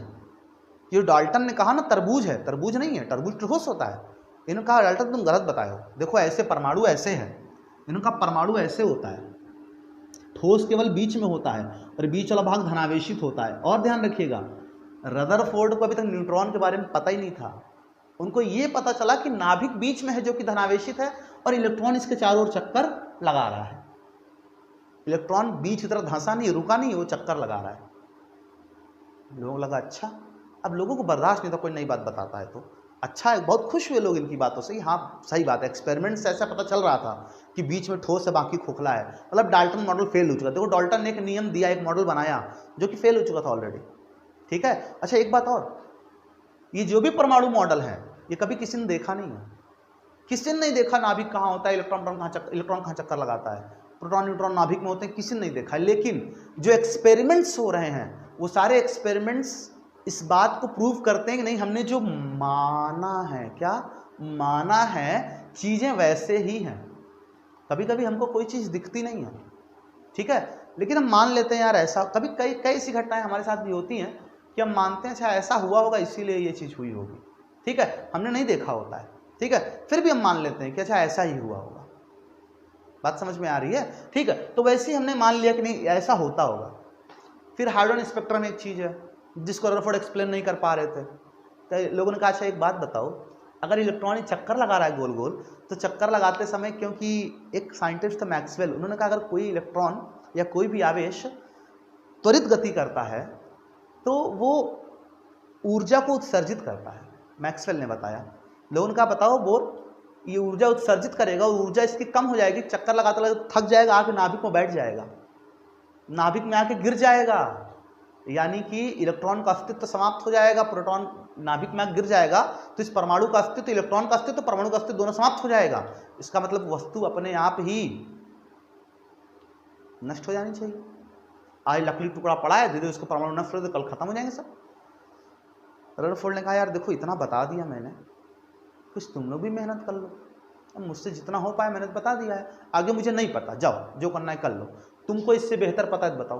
अच्छा फिजिक्स में इस चीज़ की भी जगह है। देखो आज बहुत सी बातें इधर उधर मोल्ड होती रहेंगी, घूमती रहेंगी, ठीक है। कहानी की तरह बस सुनते रहो और जानते रहो, फिजिक्स में अपना इंटरेस्ट बनाओ, पूरी तरह जानो कि मैं पढ़ने क्या वाला हूँ, ठीक है। बिल्कुल ये मान के मत चलो कि कोई चैप्टर है, 1 घंटे की 1.5 घंटे की वीडियो रहेगी, इसको देखना, मजा ना आ जाए पैसा वापस मेरा, ठीक है। आज के बाद तुमको फिजिक्स में इंटरेस्ट आना शुरू हो जाएगा, ठीक है, इतनी गहराई तक उसको जान जाओगे।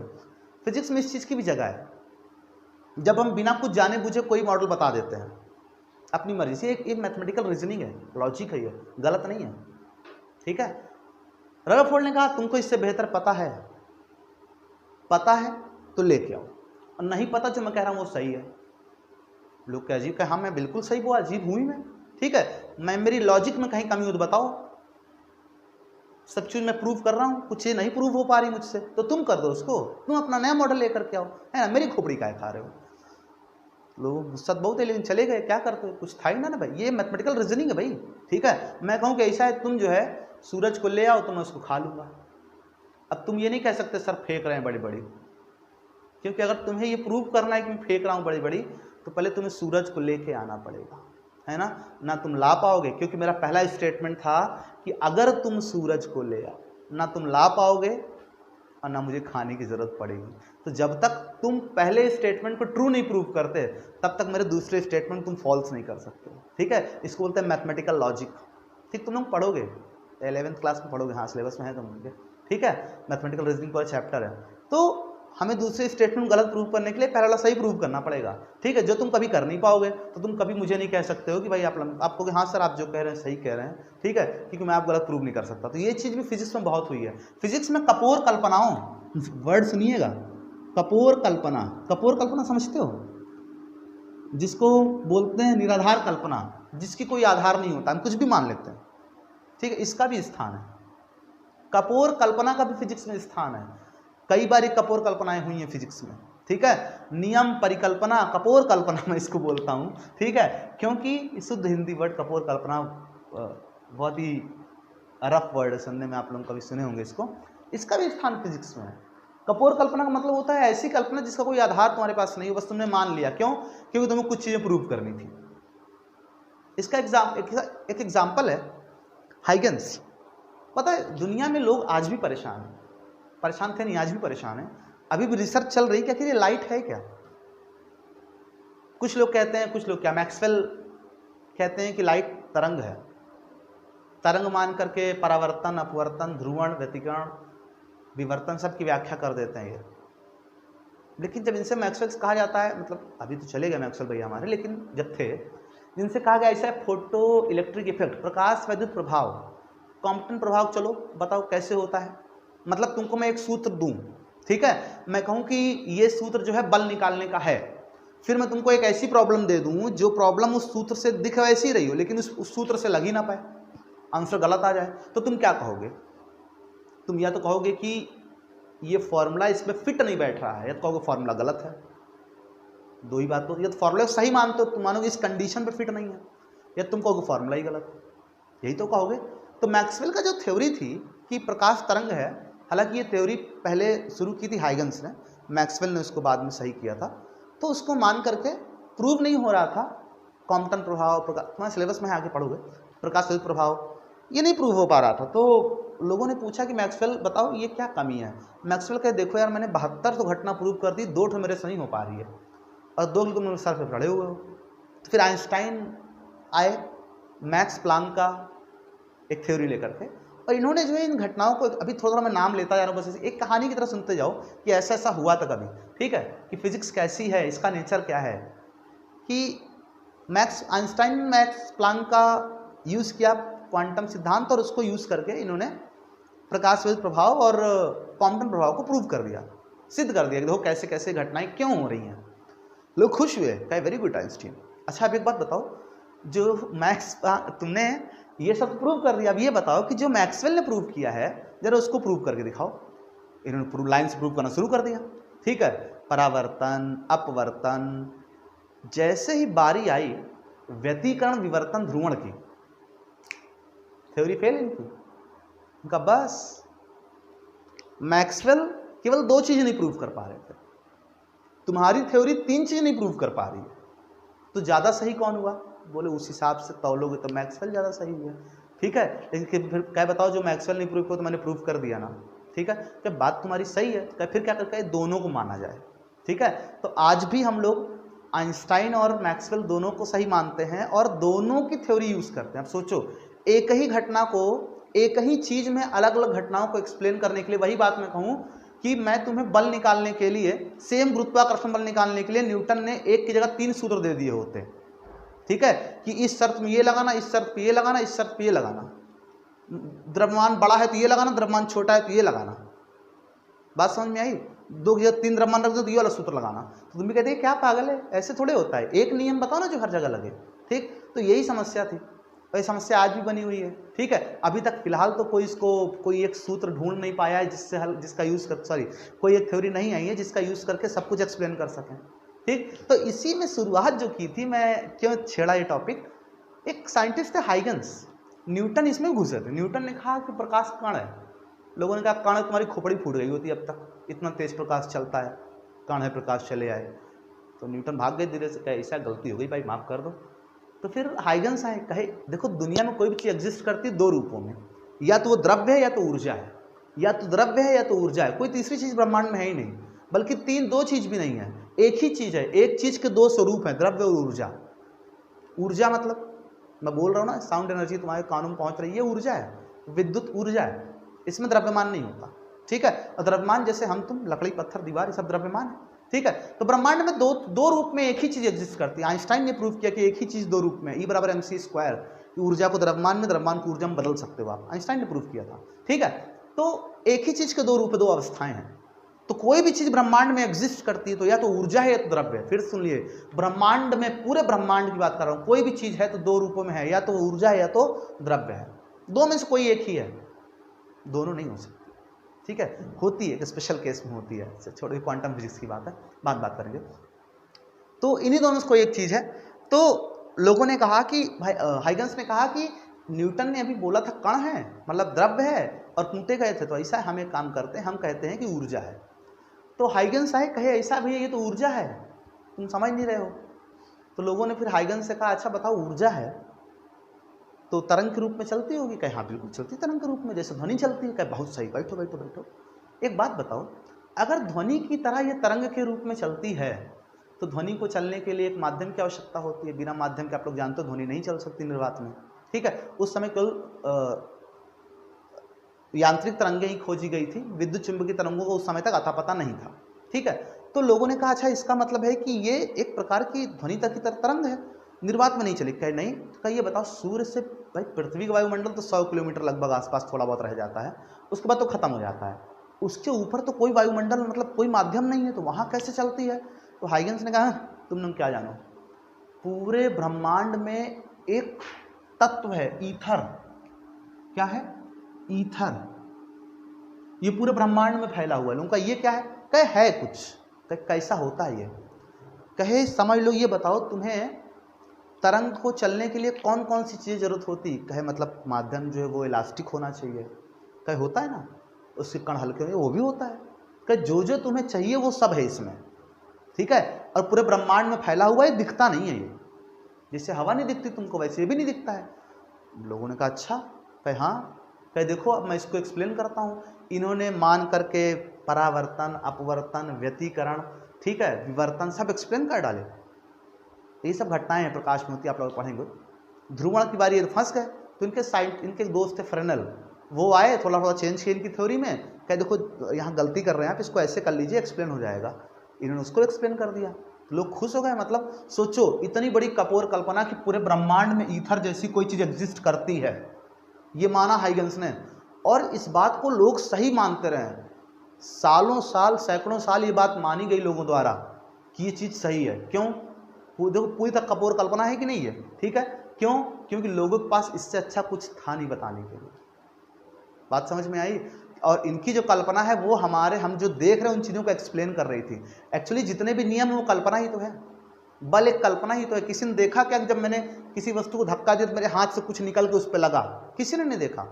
हम सिर्फ एक अजम्पशन अज्यूम कर रखे हैं कि एक चीज बल होती है जिसके कारण वस्तु दूर जाती है। ठीक है, फिजिक्स में जो कुछ भी हो रहा है, फिजिक्स का मतलब ब्रह्मांड में जो कुछ भी हो रहा है, उसको एक्सप्लेन करने के लिए हम कुछ नियम बनाते हैं, कुछ परिकल्पनाएं बनाते हैं, कुछ कपोर कल्पनाएं बना लेते हैं। ठीक है, ताकि उन सारी चीजों को एक्सप्लेन कर सकें। फिजिक्स में हम लोग करते क्या है? फिजिक्स में हम लोग ढूंढते हैं क्यों, मतलब साइंस में हम लोग ढूंढते हैं क्यों का जवाब, स्पेशली फिजिक्स में क्यों का जवाब ढूंढते हैं। ठीक है, तो सेब पृथ्वी पर क्यों गिरा? का गुरुत्वाकर्षण बल के कारण। फिर जवाब था गुरुत्वाकर्षण बल क्यों लगा? तो द्रव्यमान के कारण। द्रव्यमान क्यों है? फंस गया मामला। द्रव्यमान क्यों है? Nobody knows. आज तक साइंटिस्ट इस बात पे विचार कर रहे हैं, इस पे खोज पे लगे हुए, लगातार प्रैक्टिकल्स चल रहे हैं कि किसी वस्तु में द्रव्यमान क्यों होता है। दो अलग अलग थ्योरी है। अरे मैं कितना बोलता जाता हूँ, बहुत बोलता हूँ मैं।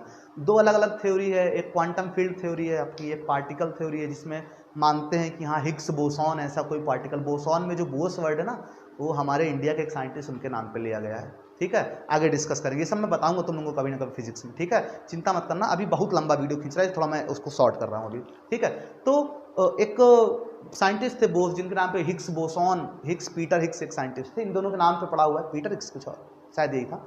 इन दोनों के नाम पे मिलाकर के एक पार्टिकल नाम कहा जाता है कि द्रव्यमान इसी के कारण होता है।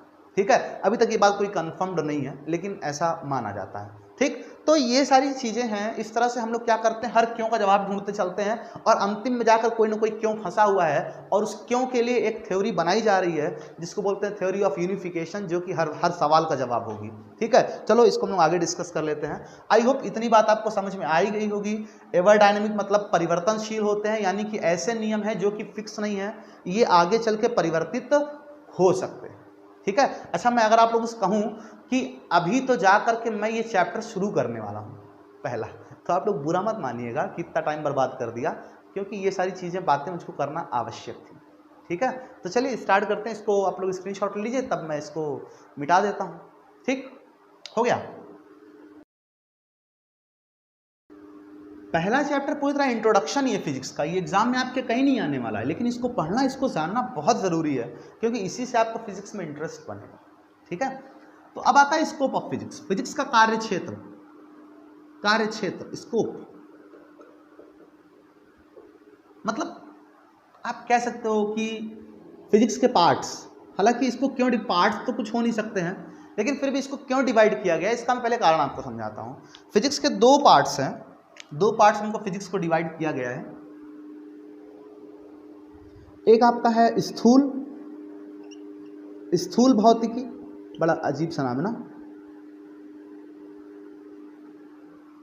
और एक आपका होता है सूक्ष्म भौतिकी।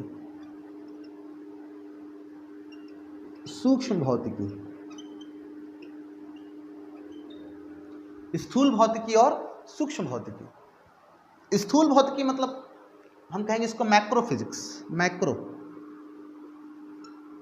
और ये है माइक्रो।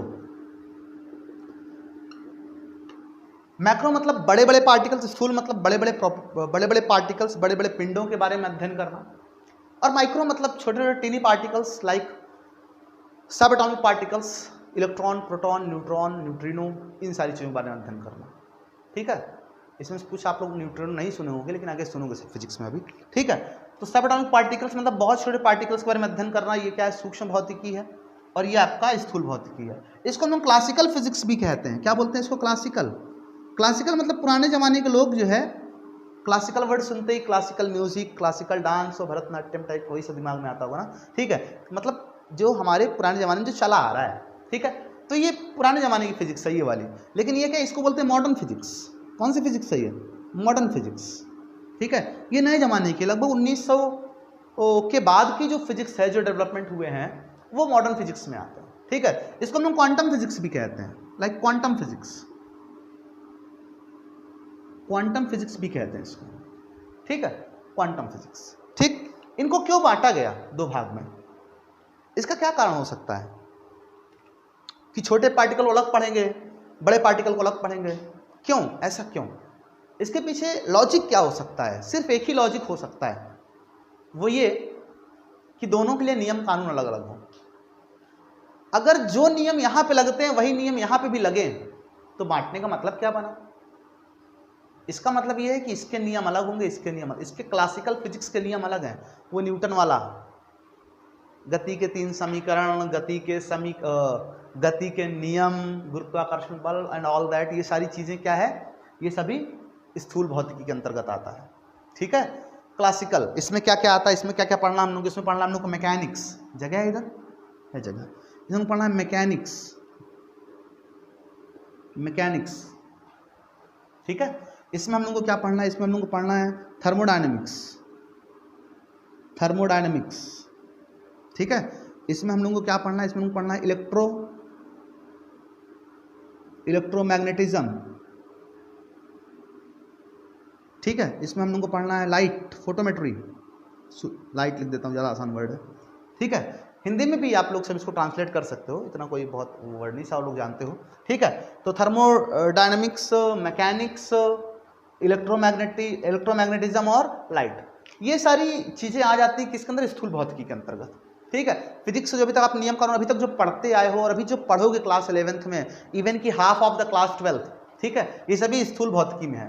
क्लास 12th का आधा पार्ट आपको मॉडर्न फिजिक्स, हालांकि ये मॉडर्न फिजिक्स बहुत जटिल चीज़ है भाई साहब। ठीक है, बहुत जटिल चीज़ है। आपके यहाँ थोड़ा सा इसको इंट्रोडक्शन रखा गया है बस इसका। ठीक है, सिर्फ और सिर्फ इसका इंट्रोडक्शन थोड़ा सा, ताकि आप लोग जान जाओ कि आगे चीज़ें कैसे होने वाली हैं। ठीक है, बहुत स्कोप है इसमें अभी आगे। ठीक, खैर, तो ये सारी चीज़ें जो आती हैं, ये 4 पार्ट्स जो हैं, वो हमको पढ़ना है किसमें? ये हमारा सिलेबस है। ठीक है, कि क्या क्या पढ़ना है हम लोगों को, तो ये सारी चीज़ें हम लोगों को पढ़नी है स्थूल भौतिकी के अंतर्गत। यहाँ पे पुराने ज़माने के सारे नियम लगते थे, लेकिन जो छोटे छोटे पार्टिकल्स हैं, ये देखा गया कि जो इनका बिहेवियर है एकदम डिफरेंट है। छोटे पार्टिकल मतलब वो जो नाभिक परमाणु के अंदर रहते हैं। तो इसमें कौन कौन सी यूनिट हमको पढ़नी है, यहाँ लिख दे रहा हूँ मैं। इसमें हम लोग को पढ़ना है परमाणु, एटम। एटम के बाद हमको पढ़ना है न्यूक्लियस। न्यूक्लियस हम लोग और क्या पढ़ना है यहाँ पे, एटम, न्यूक्लियस, और क्या पढ़ना है, रेडियो एक्टिविटी। रेडियो एक्टिविटी ये सब किस में आता है, मॉडर्न फिजिक्स में आता है, ठीक है। और क्या पढ़ना हम लोग को, पढ़ना सेमी कंडक्टर। सेमी कंडक्टर ये सब क्लास 12 का हालांकि है, ये भी क्लास 12 का, ये भी क्लास 12 का है, ठीक है। ये दोनों क्लास 11 का है, ठीक। अभी मत सोचना क्लास 11 ये दो मिल के अपने आप में ना बहुत बवाल हैं, ठीक है। इन सबको अकेले निपटा देते हैं ये दोनों, इतनी बड़ी बड़ी यूनिट्स हैं ये, ठीक। यूनिट तो खैर ढेर सारी हैं इसमें बटी हुई है, लेकिन वो सारी चीज़ें इन्हीं दोनों के अंतर्गत आ जाती हैं, ठीक है। खैर तो इतना हम लोग को मॉडर्न फिजिक्स में पढ़ना है क्लास 12 में। केवल ये दो चीज़ें हम लोग को 11 क्लास में पढ़ना है, तो खुश मत हो जाना, क्योंकि हैं दो, लेकिन मैंने कहा ना इन सब के बराबर है, ठीक। अब बात करते हैं कि ये एटम, न्यूक्लियस, क्योंकि सब एटॉमिक पार्टिकल्स की बात कर रहा हूँ, छोटे छोटे टेनी पार्टिकल्स की बात मैं कर रहा हूँ, कि वो बाकी प्राण नियम कानून को फॉलो नहीं करते थे। क्यों नहीं करते थे फॉलो, ठीक है। ये देखा गया कि जो छोटे छोटे पार्टिकल्स हैं, टेनी पार्टिकल्स, सब एटॉमिक पार्टिकल्स जो हैं, वो हमारे क्लासिकल जो लॉज हैं उनको डायरेक्टली फॉलो नहीं करते थे। इवन कि थोड़ा सा और मैं बताना चाहता हूं आप लोगों को कि शुरुआत में जब आइंस्टाइन ने अपनी थ्योरी ऑफ रिलेटिविटी दी, सापेक्षता का सिद्धांत, तो वो भी क्लासिकल फिजिक्स को फॉलो नहीं करता था। बड़ी बात है। उसमें भी नियम कानून जो थे वो क्लासिकल फिजिक्स से डायरेक्टली, लेकिन क्लासिकल फिजिक्स के नियमों में थोड़ा सा आमूल-चूल परिवर्तन, आमूल-चूल परिवर्तन, ये एनसीईआरटी का वर्ड है, मतलब बहुत थोड़ा सा परिवर्तन करने पर सारे नियम जो है वो आपके रिलेटिविस्टिक फिजिक्स में अप्लाई होने लगे, ठीक है। थोड़ा सा परिवर्तन, आइंस्टाइन बताया ऐसे ऐसे करो ये चीज लगेगी, तो उसको जनरल थ्योरी ऑफ रिलेटिविटी कह दिया गया। उसमें दो पार्ट्स हो गए, एक जब वस्तु प्रकाश की चाल के नियर अबाउट चाल से गति करे, उनकी ये कल्पना थी, रिलेटिविटी थ्योरी जो आइंस्टाइन ने दी उसकी कल्पना ये थी, वो एक सिद्धांत पे आधारित है कि प्रकाश की चाल जो है वो किसी माध्यम में नियत होती है, और कभी भी कोई वस्तु प्रकाश की चाल से ज़्यादा चाल से गति नहीं कर सकती है। ये दो एजम्पशंस के पीछे आइंस्टाइन ने पूरी एक बुक लिख डाली और बहुत ढेर सारे नियम उसमें दिए, जिसमें एक छोटा सा पार्ट था E=mc²। ये उसी थ्योरी का पार्ट है जिसके लिए आइंस्टाइन को लोग ज़्यादा जानते हैं, लेकिन एक्चुअल मतलब कम जानने वाले लोग, ठीक है, वो उनको लगता है कि E=mc² के लिए आइंस्टाइन तक जाना जाते हैं, लेकिन एक्चुअली आइंस्टाइन तो इसको कर्स मानते थे, अभिशाप मानते थे अपने लिए कि मैंने ये नियम क्यों बनाया। कभी सुनाएंगे कहानी उनकी भी, ठीक है, कि आइंस्टाइन को इससे बहुत नफरत थी, इस नियम से क्यों थी, तो वो डिस्कस करेंगे आज, कभी मौका मिलेगा तो बताएंगे आपको, ठीक है। तो ये आइंस्टाइन की जो थ्योरी, जनरल थ्योरी रिलेटिविटी थी, उसमें दो पार्ट थे कि एक भाई प्रकाश की चाल के आसपास चाल से गति करेगा तो अलग नियम लगा लेंगे हम लोग, और नॉर्मल चाल से गति करे अलग नियम लगा लेंगे, चल जाता था। एक छोटा सा परिवर्तन करने पे दो पार्ट में बढ़ गई थी, लेकिन नियम सब लग रहे थे। लेकिन ये जो भाई साहब थे, कुछो कर लो, कभी इन नियमों का पालन करते ही नहीं थे। अरे ये तो और अजीब थे, मैं और आपको बताऊं, क्या बताऊं इसके बारे में, कि ये जो छोटे पार्टिकल होते हैं, हाइजेनबर्ग ने कहा था कि आप इनके संवेग और स्थिति दोनों एक साथ ज्ञात कर ही नहीं सकते हो। मतलब जब आप उसकी स्थिति जानना चाहोगे कहाँ है, जैसे तुम जानना चाहो कि अभी मैं कहाँ हूँ, तो जैसे तुम मेरी पोजीशन देखना चलो, तुम मेरा संवेग, तुम मेरा वेग जो है वो ना बता पाओ किस वेग से चल रहा हूँ मैं। और जब तुम मेरा वेग एक्यूरेट देखो कि इतने वेग चल रहे हैं, मेरी पोजीशन ना पता, मैं यहाँ हूँ कि मैं वहाँ हूँ, यही ना पता कर पाओ। तुम लोग सुनने में अजीब लगी चीज़ें, ठीक है, ये क्या बढ़ाए जा रहे हैं। अब आगे और बड़े हो गए तो चीज़ें और समझ में आएंगी कायदे से, अभी शायद उतना ना समझ रहे हो तुम लोग, ठीक है। तो ये पार्टिकल्स जो हैं ये बहुत ही अनिश्चित है। इवन कि मैं बहुत छोटा सा एग्जाम्पल समझ चाहता हूँ आपको। देखो, अगर मैं इस मार्कर को ऐसे गिराऊँ यहाँ से, ये तुम ज़्यादा समझ में आएगा। तो मान लो 2 सेकंड लगाए पृथ्वी पहुंचने में, ज़्यादा ऊंचाई है नहीं, 1 सेकंड लगा पहुंचने में, ये मान लो, ठीक है, 1 सेकंड में पृथ्वी पर गिर गया ये।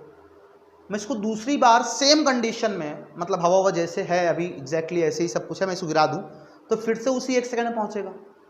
मैं 50वीं बार एक्सपेरिमेंट करूंगा तो फिर से इसको वही 1 सेकंड लगने वाला है। 1000 बार रिपीट करूँ तब भी वही लगेगा। लेकिन इसका मतलब है रिपीटेड कंडीशंस में हमें रिजल्ट भी रिपीटेड मिलेंगे इस केस में, ठीक है। लेकिन अगर यही मैं एक इलेक्ट्रॉन को गिराया होता ना, तो उसके बारे में एक बार जो आपको रिजल्ट मिला, दोबारा वो कब मिलेगा ये आपको पता नहीं है। मतलब आप वहां पे किसी भी रिजल्ट को देख करके कोई नियम बना ही नहीं सकते। हम रिजल्ट देख के नियम बना लेते हैं कि सेब एक बार गिरा तो 1000 बार टूटे डाल से तो 1000 बार नीचे गिरेगा वो। लेकिन टिनी पार्टिकल्स के केस में, माइक्रो पार्टिकल्स के केस में आप ये नियम नहीं बना सकते हो भैया। वहां पे कुछ सर्टेन है ही नहीं। एक बार जो हुआ दोबारा भी वही हो, ये नहीं कह सकते और ना ही होता है। ठीक है, ये बहुत बड़ा रोड़ा बन गया। इंसान हमेशा से जानना चाहता है कि ब्रह्मांड किससे बना है, तभी उसने तोड़ना शुरू किया चीजों को। जब तोड़ा तो धीरे धीरे तोड़ के पहुंचे एटम पे, परमाणु पे। इसके ऊपर भी चीजें थी ये, लेकिन मैं सब वहीं पहुंच जाए परमाणु पहुंच लो। अच्छा, परमाणु से सब कुछ बना हुआ ये बात। फिर देखा इसका परमाणु अलग, इसका परमाणु अलग, इसका मतलब ये सब भी किसी चीज से मिलकर बना हुआ है। फिर जिज्ञासा शांत नहीं हुई, फिर तोड़ना शुरू किया। फिर तोड़े तो पता चला अच्छा इसमें इलेक्ट्रॉन प्रोटॉन न्यूट्रॉन होता है ये बात। लोग फिर जिज्ञासा शांत नहीं, अच्छा इलेक्ट्रॉन प्रोटॉन न्यूट्रॉन सब में होते हैं तो ये किससे बने हुए हैं? अच्छा ये क्वार्क एंटी क्वार्क से बने हुए हैं। अब ये सारी चीजें तुम लोग ऊपर से आएंगी। ठीक है, मतलब लोगों को बर्दाश्त नहीं होता, वो तोड़ते जाते हैं, तोड़ते जाते हैं, तोड़ते जाते हैं। ठीक है, क्योंकि बिहेवियर को जज करना चाहते हैं। ये सभी इलेक्ट्रॉन, ये सभी प्रोटॉन न्यूट्रॉन एक साथ मिल करके कैसे बनाए होंगे एल्युमिनियम का एटम, ये जानना चाहते हैं। क्यों बनाए होंगे, क्या कारण, समय क्या कंडीशंस बनी होंगी, जिन ढेर सारे तत्व बन गए होंगे, हम तुम बन गए होंगे। लोग जानना चाहते हैं, लगे हुए हैं साइंटिस्ट। पता नहीं कभी जान, लेकिन नेचर भी कमाल है। उसने इस तरह से डिजाइन किया है कि कहा ठीक है बेटा तुम बहुत विद्वान बन रहे हो, फिजिक्स से 4 नियम बना लिए हो तो ठीक है, तुमको लगता है कि आज तुमने सेब गिरा के चेक कर लिया कि नीचे गिरेगा, तुम्हें पता है कि 100 साल बाद भी नीचे गिरेगा। हम नियम क्यों बनाते हैं? ताकि हम आज किसी घटना को देख करके ये बता सकें कि कल क्या होगा। ठीक है, या हम श्योर हो सकें कि यार आज ये हुआ तो कल भी तो ये होगा। ठीक है, या आज हम देखें कि ये हो रहा है तो हम गेस कर सकें अच्छा मतलब 5000 साल पहले भी यही हुआ रहा होगा। ठीक है, सेब नीचे ही गिरा रहा होगा, कह सकते हैं ना हम। ठीक है, लेकिन जब हम छोटे छोटे पार्टिकल जिससे सब कुछ बना हुआ है जब उनके बारे में स्टडी करना शुरू करते हैं तो ये नालायक सेम बिहेवियर रिपीट करते ही नहीं है। मतलब रिपीटेड कंडीशंस में रिपीटेड रिजल्ट आपको देते ही नहीं है। अभी कुछ रिजल्ट दिए, दोबारा कुछ रिजल्ट, दोबारा कुछ रिजल्ट दिए। इसका मतलब हम ये कभी नहीं जान पाएंगे कि एक्चुअल में ये सब हुआ क्यों था। मतलब ये कहना गलत है, कभी नहीं जान पाएंगे। मतलब अभी तक तो कोई रास्ता सूझ नहीं रहा है कि यार कैसे जाने। ठीक है, क्योंकि ये कभी रिपीटेड रिजल्ट दे ही नहीं रहे हैं। आज जो हो रहा है वो कल नहीं हुआ था इलेक्ट्रॉन के साथ, और वो भविष्य में होगा कि नहीं होगा इसकी कोई गारंटी भी नहीं है इलेक्ट्रॉन के साथ। बात समझ में आई? ठीक है, तो ये जो है भौतिकी के सामान्य नियमों का पालन नहीं करते हैं, इसीलिए इनको एक अलग से कैटेगरी में रखा गया है। बात समझ में आ रही? ठीक है, तो माइक्रो फिजिक्स हो गई। ये जो मैंने लिखा है एक्चुअल में ये मॉडर्न फिजिक्स का लिखा है, सेमीकंडक्टर। ठीक है, बाकी ये सारी चीजें आपकी माइक्रो फिजिक्स में आती है, सेमीकंडक्टर आपका नॉर्मल फिजिक्स में एक्सप्लेन हो जाती है चीजें। ठीक है, तो आई होप इतनी बातें आपको समझ में आ गई होंगी। ठीक है, नोट कर लीजिए इसको, मतलब स्क्रीनशॉट ले लीजिए, तो मैं इसको मिटा देता हूँ। चलिए अब हम जान लेते हैं कि हम लोग इतना पढ़ते क्यों फिजिक्स में, है ना? काहे इतना मरे जा रहे हैं फिजिक्स पढ़ने के पीछे, इतनी बवालिया चीज है फिजिक्स। ठीक, जरा अपने आसपास देखो क्या दिख रहा है। एक मकान, एक बेड या सोफा, कुर्सी, टेबल, हाथ में एक मोबाइल जिसकी स्क्रीन पे तुम मुझे भी देख रहे हो बड़बड़ाते हुए, ये सब दिख रहा है। ये सारी चीजें जो कुछ भी तुमको दिख रही हैं ये बनाई गई हैं, मतलब इसमें इंजीनियरिंग लगी है।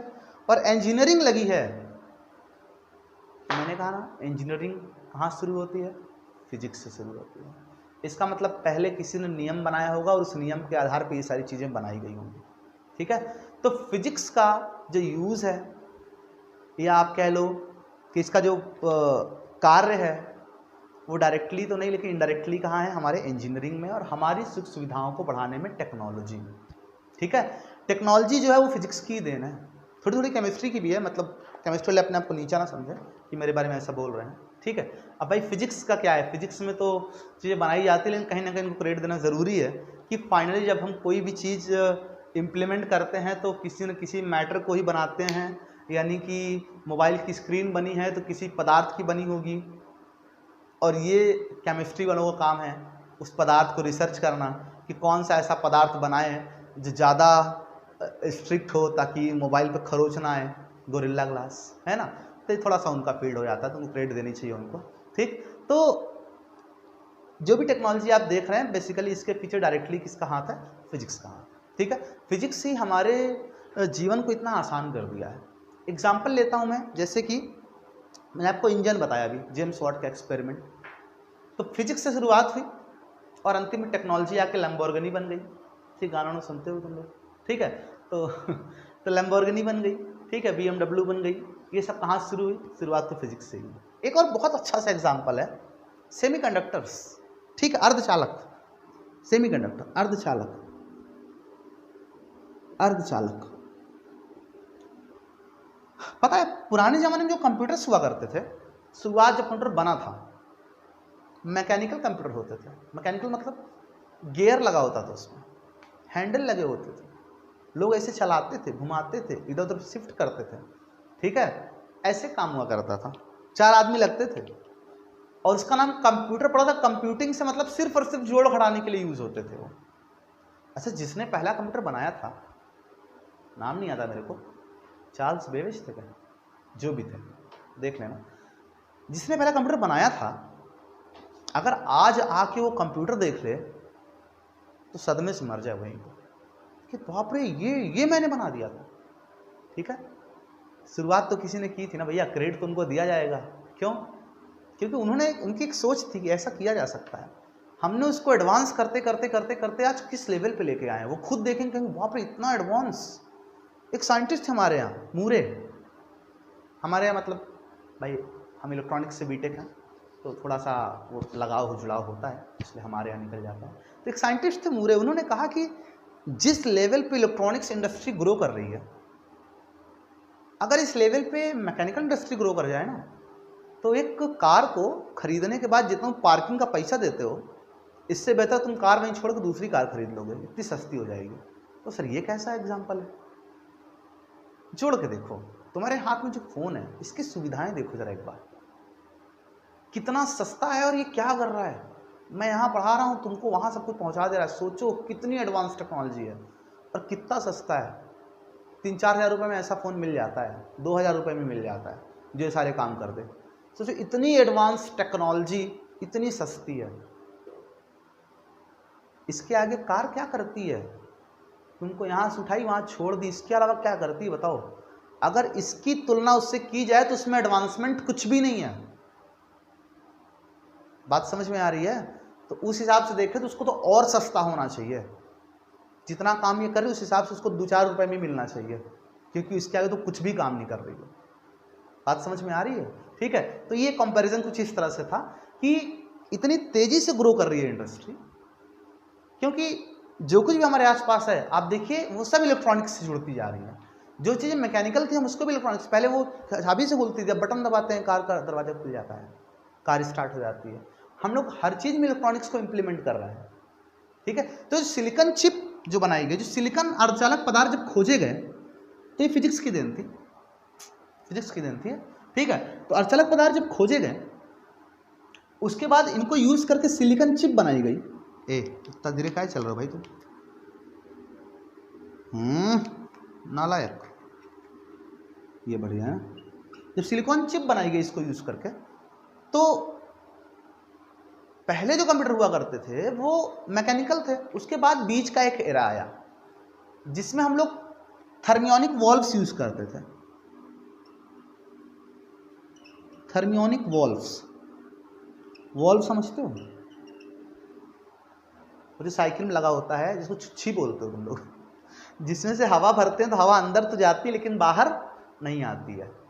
ऐसा एक वॉल्व डिस्कवर किया गया सर्किट में कि धारा इधर से जाए तो मगर वापस ना। डायोड यही काम करता है, चार्जर में तुम्हारा लगा होता है, ठीक है, वो यही काम करता है। देखना कभी खोल के, 4 छोटे लगे होते हैं, पढ़ाएंगे तुम लोग को, ये सब पढ़ाएंगे 12th में, ठीक है। तो ये वॉल्व से यही काम करते हैं, एक तरफ से धारा जाती है, धारा लौट के वापस नहीं आती। कंप्यूटर में इसका बहुत यूज होता है और ऐसी बहुत सी, एक एग्जाम्पल है डायोड, ट्रायोड, ठीक है, ये यूज होते थे। इसका यूज कर कंप्यूटर बनाया जाता था और ये ऊष्मीय प्रभाव पे आधारित थे, तो एनर्जी बहुत वेस्ट करते थे, स्लो थे और बहुत देर तक इसको यूज नहीं कर सकते थे क्योंकि गर्म हो जाते तो इनको ठंडा करना पड़ता था, ठीक है। बहुत से ड्रॉबैक्स थे इनके। फिर उसके बाद खोज हुई सेमी कंडक्टर यानी कि अर्धचालक पदार्थों की, क्रांति आ गई, मतलब पूरे एकदम जज्बात पलट गए। ठीक है, जैसे ही ये खोजे गए अर्धचालक पदार्थ, इसके जो डायोड बने उसने इसको रिप्लेस किया। ये बड़े होते थे, एनर्जी बहुत वेस्ट करते थे, स्लो होते थे, ठीक है, बहुत देर तक यूज नहीं कर सकते। लेकिन इसको 24-24 घंटा फोन यूज करते हो तुम लोग, कंप्यूटर्स 24-24 घंटे 24/7 सालों भर कितने कंप्यूटर्स चलते हैं, है ना, कोई दिक्कत नहीं कभी। एनर्जी भी कितना कम वेस्ट करते हैं, एक बार चाहे वो फोन दिन भर चलाते हो, सोचो इतना यूज करते हो फोन तुम लोग, कितना कम ऊर्जा लेता है। ठीक, जितना काम करता है इसको वो ढेर से ऊर्जा लेनी चाहिए। ठीक है, 70 रुपये पेट्रोल डलाते हो तो 1 घंटा बाइक चला लो खत्म हो जाता है। ठीक है, लेकिन इसमें 70 रुपये की अगर 1 घंटे में बिजली लगने लगती, तुम सोचो फोन तुम कितना चलाते दिन भर में, ये सोच के देखो। तो उस हिसाब से ऊर्जा ये बिल्कुल नहीं लेते हैं। ठीक है, तो अचानक से एक क्रांति सी आ गई, इसका यूज किया हम लोगों ने, मेमोरी डेवलप कर दी, बहुत बड़ी चीज थी, मेमोरी बनाना बहुत बड़ी चीज थी। ठीक है, शुरुआत में मेमोरीज बनी तो हमारे सर बताया करते थे, लेक्चर लेते थे, बताते थे कि बेटा तुम लोग अभी यूज करते ना 8 GB मेमोरी कार्ड। 8 GB क्या होता है, छोटा सा।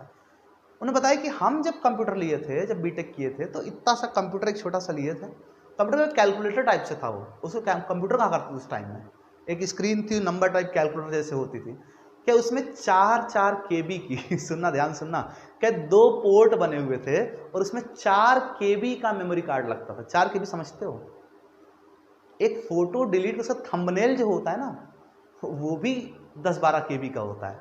4 KB समझ सकते हो, मतलब कुछ नहीं यार। ठीक है, क्या 4 KB की मेमोरी हुआ करती थी उस समय। ठीक, आज तुम लोग 4 GB की कोई औकात नहीं, कैसे 2 मेमोरी कार्ड के स्लॉट लगे थे उसमें लगाने के लिए। ठीक है, वो जमाना था एक कंप्यूटर का, और ज़्यादा नहीं, ज़्यादा 30-35 साल पहले की बात उन्होंने की होगी, भाई हमको पढ़ाए, मतलब इससे पुराना तो नहीं होंगे हमसे वो। ठीक है, तो सोच लो कि इतनी तेजी से ग्रो कर रहा है, और ये जितने भी फिजिक्स में एक्सपेरिमेंट्स हो रहे हैं, जो चीज़ें खोजी जा रही हैं, ठीक है, वो कहीं ना कहीं अंतिम में अंततः तुम्हारे तक ही पहुंचती हैं। ठीक है, जो भी रिसर्चेस हो रही हैं, जो भी नए नए मटेरियल खोजे जाते हैं, नई टेक्नोलॉजी खोजी जाती है, ठीक है, अंतिम में उसको इम्प्लीमेंट कर टेक्नोलॉजी के थ्रू तुम तक पहुंचाया जाता है। तो फिजिक्स हमारे लिए कितना इंपॉर्टेंट है ये तुम लोग समझ सकते हो, बिना फिजिक्स के ना इंजीनियरिंग पॉसिबल नहीं, इंजीनियरिंग के बिना टेक्नोलॉजी पॉसिबल नहीं। ठीक है, तो ये हो गया आपका फिजिक्स का हमारे जनरल लाइफ के साथ रिलेशन। इसके बाद नेक्स्ट आता है, फिजिक्स को पढ़ने के लिए हमने बताया कि हमने बहुत ढेर सारे नियम कानून बनाए हैं। तो इन्हीं नियमों कानून से संबंधित 2 टर्म्स हैं, एक है यूनिफिकेशन,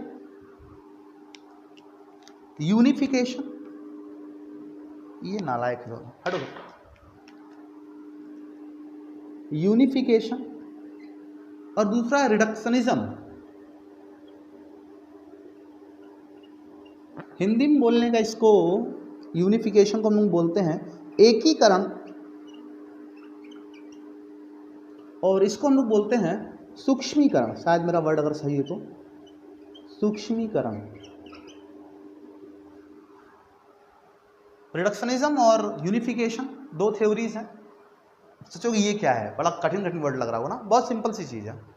देखो हम लोग कुछ भी एक्सप्लेन करना चाहते हैं तो हमें उसके लिए एक थ्योरी की जरूरत होती है। कुछ भी एक्सप्लेन करना आपको एक थ्योरी चाहिए होती है। ठीक है, जैसे कि हम कहें कि ये वस्तु यहाँ छोड़ेंगे तो नीचे गिर जाएगी, कहोगे सर गुरुत्वाकर्षण बल के कारण हुआ।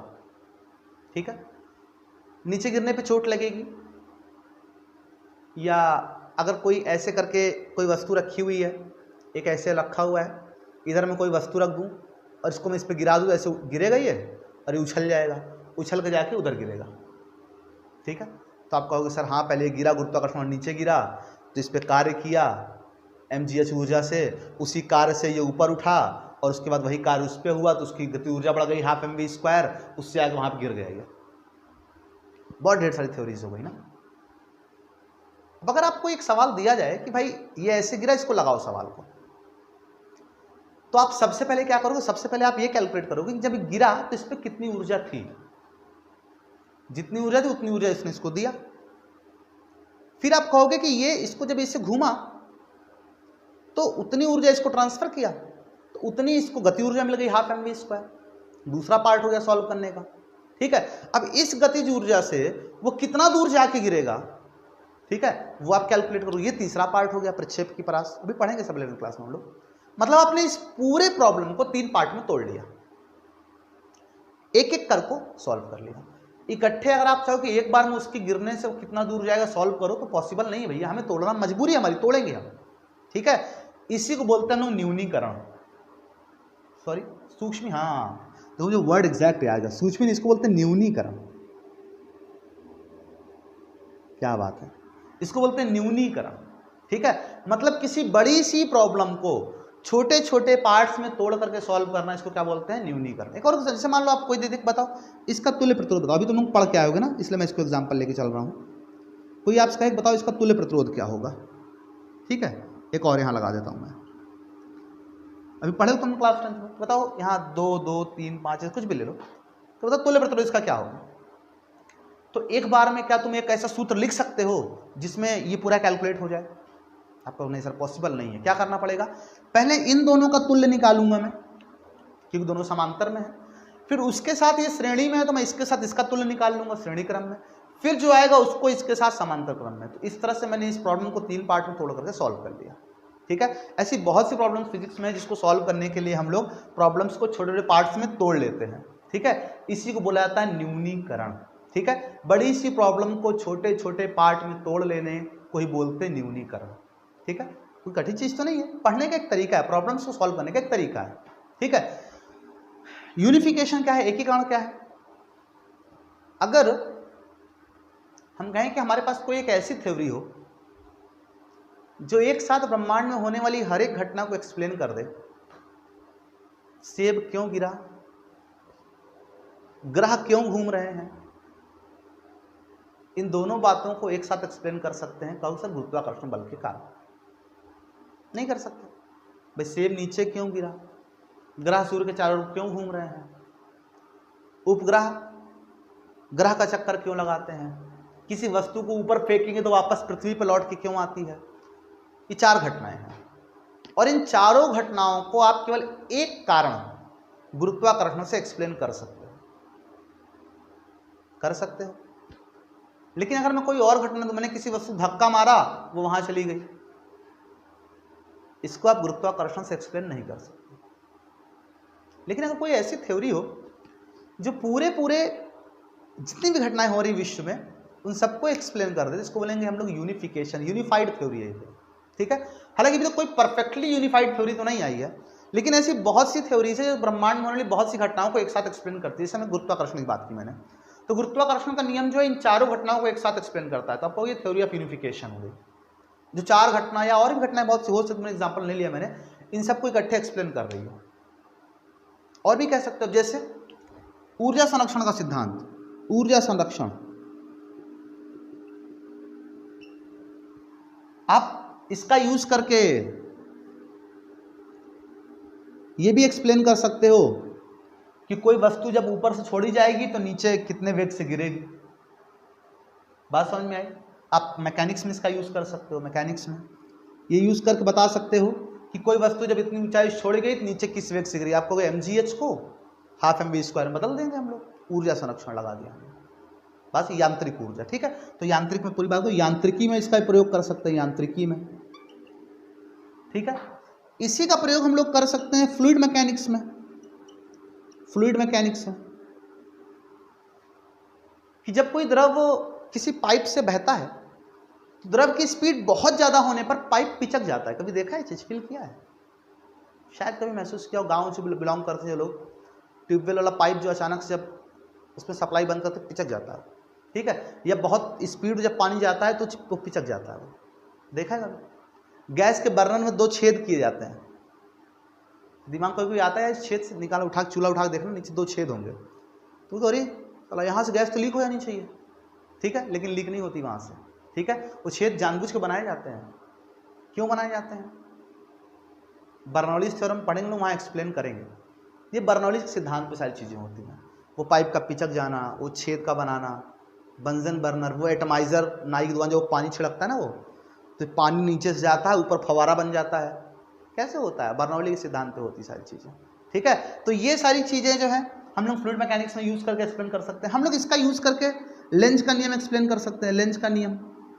लेंज का नियम है, समझ लो कि वो जनरेटर चलता है ना तो इलेक्ट्रिसिटी बनती है, ठीक है।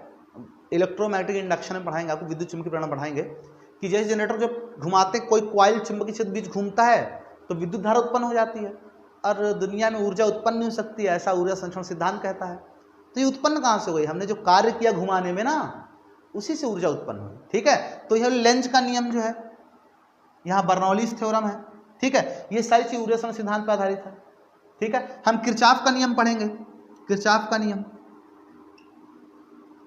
ये भी ऊर्जा संरक्षण के सिद्धांत पे है।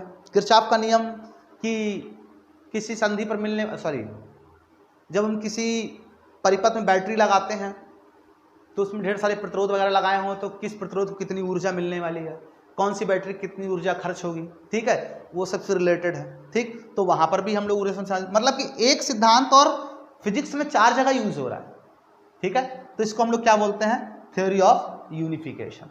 तो ऐसी बहुत सी यूनिफाइड थ्योरीज फिजिक्स में यूज की जाती हैं जिसका यूज करके हम बहुत सी घटनाओं को एक साथ एक्सप्लेन करते हैं। और फिलहाल तो हम लोग एक ऐसी थ्योरी बनाने के मूड में हैं, एक ऐसी थ्योरी जो कि फिजिक्स में होने वाली हर एक घटना को एक साथ एक्सप्लेन कर, है ना, मजेदार चीज, ठीक है। चलिए स्क्रीनशॉट जो लेना हो ले लीजिए जल्दी से। अब तो थकाई लग रही, बहुत देर से चिल्ला रहा हूं भाई। चलें थोड़ा सा एक अंतिम टॉपिक, आज का अंतिम टॉपिक है, बस देख लो इसको।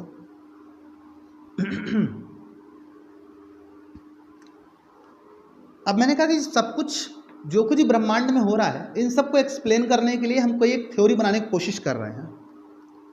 तो फिलहाल हम लोगों के पास 4 प्रकार के बल हैं जिससे कि लगभग हम लोग दुनिया में, लगभग क्या, इन चारों का यूज करें हम तो दुनिया में होने वाली हर एक घटना को हम एक्सप्लेन कर सकते हैं। क्योंकि आप जानते हो न्यूटन और गैलीलियो के नियम की बात करें तो उन्होंने कहा, गैलीलियो का अपने आप कुछ नहीं होगा, न्यूटन ने कहा बल लगाओ सब होगा।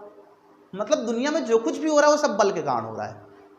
गैलीलियो ने कहा अपने आप कुछ नहीं होगा, न्यूटन ने कहा बल लगाओ सब होगा, ठीक है।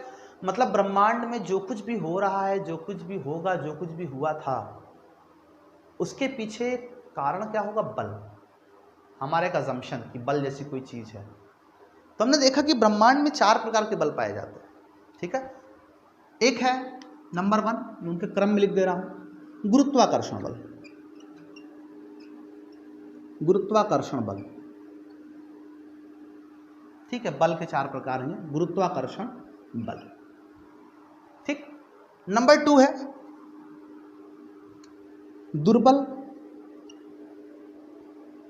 दुर्बल नाभिकीय बल। पहले नाम जान लो सबका, फिर एक्सप्लेन करते हैं। दुर्बल नाभिकीय बल। नंबर 3 है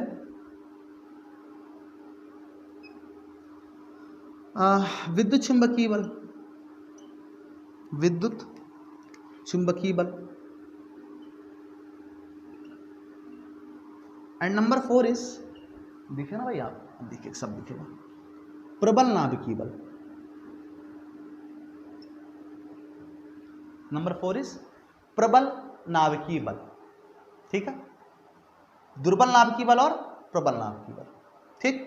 ये 4 प्रकार के बल एग्जिस्ट करते हैं। इन चारों प्रकार के बलों का प्रयोग करके, यहाँ हटा तो जगह बन जाएगी बीच में, बल तो ऊपर लिखा ही है। इन चारों प्रकार के बल का यूज करके हम लोग सभी घटनाओं को एक्सप्लेन कर सकते हैं, ठीक है। कि ये मार्कर कैसे बना हुआ है, हम जमीन पे कैसे खड़े रह लेते हैं, सेब पृथ्वी पे क्यों गिरता है, नाभ की विखंडन में इतनी ऊर्जा क्यों निकलती, नाभ की संलयन में इतनी ज़्यादा ऊर्जा क्यों निकलती, और बहुत सारी घटनाएं जो कुछ भी हो रही हैं उन सबको हम लोग एक्सप्लेन करने के लिए इन चारों बलों का एग्जाम्पल लेकर के, मतलब इन चारों बलों के साथ एक्सप्लेन कर सकते हैं, ठीक है। सबसे पहले गुरुत्वाकर्षण, जिसको आप लोग अभी 9th में पढ़े और अभी मैंने इतना बोल दिया इसके बारे में कि आप लोग बहुत कुछ जान चुके हैं, मुझे एक्सप्लेन करने की आवश्यकता नहीं। एक चीज़ बताना है बस कि ये पृथ्वी में पाए जाने वाले जितने भी बल हैं उन सभी बलों में सबसे वीकेस्ट फोर्स है। पृथ्वी में पाए जाने वाले जितने भी बल हैं इन सभी बलों में ये सबसे वीकेस्ट फोर्स है, सबसे कमजोर है। इससे कमजोर कोई बल है ही नहीं। एग्जांपल समझा देता हूं मैं। ये मार्कर है, इसको धरती माता गुरुत्वाकर्षण बल से अपनी ओर खींच रही है। धरती माता आकार समझते हो? बहुत बड़ी पृथ्वी है ना, इतनी बड़ी पृथ्वी इस मार्कर को अपनी ओर खींच रही है और मुझ अदने से आदमी की इतनी औकात कि मैं इसको पकड़ लेता हूं तो ये नीचे नहीं जाने पाता है। सोचो किस बल से, कि गुरुत्वाकर्षण बल से, है ना। और इतना ज्यादा गुरुत्वाकर्षण बल लगाने के बावजूद अगर मैं इसको पकड़ लेता हूं तो ये नीचे नहीं गिरना पाता है। और ये भी नहीं कि मैंने कोई बहुत ताकत लगा पकड़ा है, मैंने बहुत हल्के से पकड़ा हुआ है। ठीक है, सोचो कि गुरुत्वाकर्षण बल कितना कमजोर बल है, और मैंने कौन सा बल लगाया है, मैंने लगाया इलेक्ट्रोस्टैटिक फोर्स। अभी आप लोगों को इतना नहीं समझ में आएगा, ठीक है, छोड़िए इतना मत दिलाइए, बस थोड़ी बस चीज़ों को समझिए, बस फील करना सीखिए कि इतना ज़्यादा बल लगा रहा है अर्थ इसके ऊपर, फिर भी मैंने इसको पकड़ लिया, मतलब अर्थ का फोर्स बहुत कमजोर है। ठीक है, तो ये फोर्स बहुत ही वीक होता है। इसके बाद नंबर आता है दुर्बल नाभिकीय बलों का। ये देखा गया कि जब नाभिक टूटते हैं या नाभिक में हम अल्फा बीटा कणों की बम्बार्डिंग कराते हैं या अल्फा बीटा कण नाभिक से उत्सर्जित होते हैं। ठीक है, तो नाभिक से अल्फा बीटा कणों के उत्सर्जन के दौरान जब न्यूट्रिनो एंटी न्यूट्रिनो वगैरह बनते हैं, न्यूट्रिनो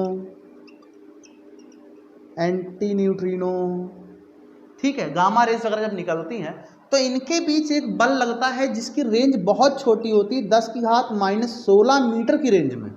मतलब नाभिक का आकार 10⁻⁻15 होता है ना, तो उससे भी कम छोटी दूरी, नाभिक बहुत छोटी, 10⁻15 एक बार इमेजिन कर दो कितना होता है, दशमलव के बाद 14 जीरो के बाद 1 लिख दो तो वो 10⁻15। सोचो कितना छोटा होता है नाभिक। ठीक है, और उस नाभिक का भी 10 की घात, मतलब एक सुई की नोक होती है ना, उससे भी कई हजार गुना छोटा होता है नाभिक। ठीक है, उसकी तुलना में भी उस नाभिक से भी कम दूरी पर यह बल एग्जिस्ट करता है। ठीक है, कब लगता है, सब एटॉमिक पार्टिकल्स में लगता है। किसमें लगता है, जिससे कि कोई एटम मिलकर बना होता है, न्यूट्रॉन प्रोटॉन वगैरह के बीच एग्जिस्ट करता है ये फोर्स। भी कब, जब अल्फा बीटा कण रेडियो एक्टिविटी के दौरान ये बल एग्जिस्ट करता है। ठीक है, इससे ज़्यादा इसके बारे में और कुछ मैं आपको नहीं बताऊंगा क्योंकि वो आपके बहुत ऊपर से जाएगा, इतना जान ली बस एक इंट्रोडक्शन के तौर पे। विद्युत चुंबकीय बल, ये सब लोग जानते हो, चुंबक से खेला होगा, है ना, दो चुंबकों के बीच लगने वाला बल। आवेश जानते हो कि थोड़ा बहुत खेल खेल में, अभी 10th में पढ़े ही होगे, बाकी इसे बेल ऐसे रगड़ते, जब इसको ले आते हो तो अरे वाह गजब, बढ़िया बढ़िया इफेक्ट आ रहा है। फिर जो बाल होते हैं ऐसे ऊपर उठने लगते हैं, करके देखना, तुम लोग भी कर देख सकते हो। ठीक है, तो ये कौन सा बल है, ये विद्युत बल है। चुंबक जो खींचते हैं कौन सा बल है, चुंबकीय बल है। तो विद्युत चुंबकीय बल, इसके बाद इसके नंबर आता है, ये इससे बड़ा होता है। ठीक है, ये इससे बड़ा होता है, और दुनिया का सबसे प्रबल बल जो होता है प्रबल नाभिकीय बल, बहुत ही तगड़ा फोर्स है भाई। ठीक है, प्रबल नाभिकीय बल दुनिया का सबसे मजबूत बल है। अब देखो, जैसे मान लो कोई व्यक्ति पतला दुबला सा सिंगल प्लाई का, अगर वो इसको पकड़ ले, मुझसे कहो इससे छीन लो, मैं कहूँगा आसानी से छीन लूँगा। कोई थोड़ा और तगड़ा आदमी पकड़ ले, ताकत लगानी पड़ेगी मुझे। अब कोई बहुत ज़्यादा तगड़ा हो, खली को पकड़ा दो तो मैं खींचता रहूँगा, कुछ देर बाद थक के बैठ जाऊँ, भैया मुझसे नहीं हो पाएगा। थक के बैठूँगा मतलब मेरी ऊर्जा बहुत खर्च हो गई। ठीक है, यानी कि बल जितना तगड़ा होगा उसको ब्रेक करने के लिए उतनी ज़्यादा ऊर्जा मुझे खर्च करनी पड़ेगी। बात समझ में आई। ठीक है, आप लोग नाभिकीय अभिक्रिया जानते होंगे, एटम बम वाला। ठीक है, परमाणु नाभिकीय विखंडन, नाभिकीय संलयन। ठीक है, वहाँ जब नाभिकों को हम तोड़ते हैं तो मुझे बहुत ज़्यादा ऊर्जा प्राप्त होती। क्यों? क्योंकि बल भी बहुत तगड़ा है, खली वाला बल है। बात समझ में आई। तो जितना ज़्यादा प्रबल बल होगा उतनी ज़्यादा ऊर्जा की आवश्यकता मुझे पड़ेगी। दुनिया का सबसे प्रबल बल कौन सा होता है? नाभिकीय बल होता है। ठीक है, और अगर मैं इसको एक कंपैरिजन करना चाहूँ, किसी इसको मिटा देता हूँ, एक के पैमाने पे। ठीक है, कि अगर मैं मान लूँ कि ये एक है तो ये इसका 1/100 है, मतलब 10⁻² गुना है। मतलब कह सकते हो कि इसकी तुलना में ये 100 गुना बड़ा है या ये 100 गुना छोटा है। ठीक है, ये एक रफ कंपैरिजन है, कोई एग्जैक्ट डेटा नहीं है कि नोट कर लो नहीं इतना ही होता है, लगभग इतना होता है। बात समझ में आई। और इसकी तुलना में अगर हम बात करें तो ये 10 की घात जो है -13, मतलब 10 की घात -11 गुना छोटा होता है। ठीक है, और ये महाशय, मतलब इसके बारे में क्या बात करना। ठीक, 10 की घात -39 गुना। ठीक है, उसकी तुलना में 10 घात -39 गुना, दशमलव के बाद 38 जीरो लगा के 1 लिखो। ठीक है, इतना छोटा होता है नालायक, इसकी क्या औकात तुम लोग समझ ही गए होगे। ठीक, ये दुर्बल नाभिकीय बल जिसका नाम ही दुर्बल है, उससे भी ये 10 की घात -26 गुना, बाप रे बहुत ही छोटा है। तो ये हो गया इनका एक कंपैरिजन। ठीक है, ये क्या होता है, 10 की घात -15 मीटर की रेंज में लगता है, मतलब केवल सूक्ष्म दूरी पर, नाभिकीय दूरी पर। नाभिक से निकाल लो 2 न्यूट्रॉन दूरी पर रख दो, नाभिकीय बल नहीं लगेंगे, लेकिन जब 10 मीटर के आसपास ले आओ नाभिकीय बल लगने लगेगा। ठीक है, तो बहुत शॉर्ट रेंज फोर्स है। ये भी बहुत शॉर्ट रेंज, महा शॉर्ट रेंज फोर्स कहेंगे इसको हम लोग, ठीक है। और ये दो है बहुत कम से कम दूरी और बहुत अधिक से दूरी पर भी ये लग सकता है, कम होगा लेकिन लगेगा, ठीक। तो ये हो गए प्रकृति में पाए जाने वाले 4 बल, और इसी के साथ जो है पहला चैप्टर यानी कि इंट्रोडक्शन ऑफ फिजिक्स यानी कि भौतिक जगत आपका समाप्त होता है। एक बार आप लोग एनसीईआरटी में भी पढ़ लीजिएगा, हालांकि इतनी टिपिकल लैंग्वेज है उसकी हिंदी वाली, लेकिन आप लोग कोशिश करेंगे, मैंने पूरा ओवरव्यू दे दिया, आप लोगों को समझने में मजा आएगी, ठीक है। तो चलिए आज चलता हूँ मैं, वीडियो आप लोग देखिएगा, लाइक ठीक लगे तो कर दीजिएगा, बाकी कमेंट्स ज़रूर करिएगा, बताइएगा कि कैसा लगा आपको और आज फिजिक्स के बारे में जान करके। और नेक्स्ट वीडियोस जो आएंगी मेरी वो होगी मैथमेटिकल टूल्स की, ठीक है, क्योंकि फिजिक्स पढ़ने के लिए आपको मैथमेटिकल टूल्स की बहुत रिक्वायरमेंट है। फिजिक्स एक तरीके से मैकेनिक्स, एक मैकेनिक होता है, उसको कहते हैं भाई चलो मेरी गाड़ी खराब हो गई बनाओ इसको, तो कहेगा ठीक है भैया, उससे उसका टूल बॉक्स छीन लो, चलो बनाओ इसको, ठीक है। तो कहेगा अरे क्या दांत से खोलूंगा क्या मैं नट बोल्ट, रेंच चाहिए मेरे को, पेचकस चाहिए और बहुत इंस्ट्रूमेंट मेरे को चाहिए होंगे, तो नहीं इसके बिना नहीं काम करना है। तो बस मैथमेटिक्स फिजिक्स के लिए, मैथमेटिक्स वैसे तो बहुत इंपॉर्टेंट है, लेकिन मैं अगर फिजिक्स की दृष्टि से देखूँ तो मैथमेटिक्स फिजिक्स के लिए टूल है, बिना मैथमेटिक्स फिजिक्स अधूरी अधूरी से रहेगी। तुम जानते बहुत कुछ रहोगे, सूत्र जानते हो, ये वाला पढ़ा था मैंने, लेकिन उसको लगा गुणा भाग नहीं कर पाओगे, पता चला वैल्यू भी रख दी, अंतिम द्विघात समीकरण बन गया, फंस गए, साइन कॉस आ गया, अरे अब मान कैसे निकाले, ठीक है। तो बहुत सी जगह यूज है, जितना मैथ्स यूज होने वाली फिजिक्स में मैं वो सब आपको पढ़ाऊंगा। तो नेक्स्ट वीडियो 11 वालों के लिए आएगी, 11 क्या जो नालायक अभी उनको पता ही नहीं, 12 वालों को क्या, चलो बाद में बात करूंगा, ठीक है। तो आप लोग नेक्स्ट वीडियो जरूर देखिएगा मैथमेटिकल टूल्स की, ठीक। तब तक के लिए आप लोग पढ़ाई लिखाई करते रहिए, and all the best for your future.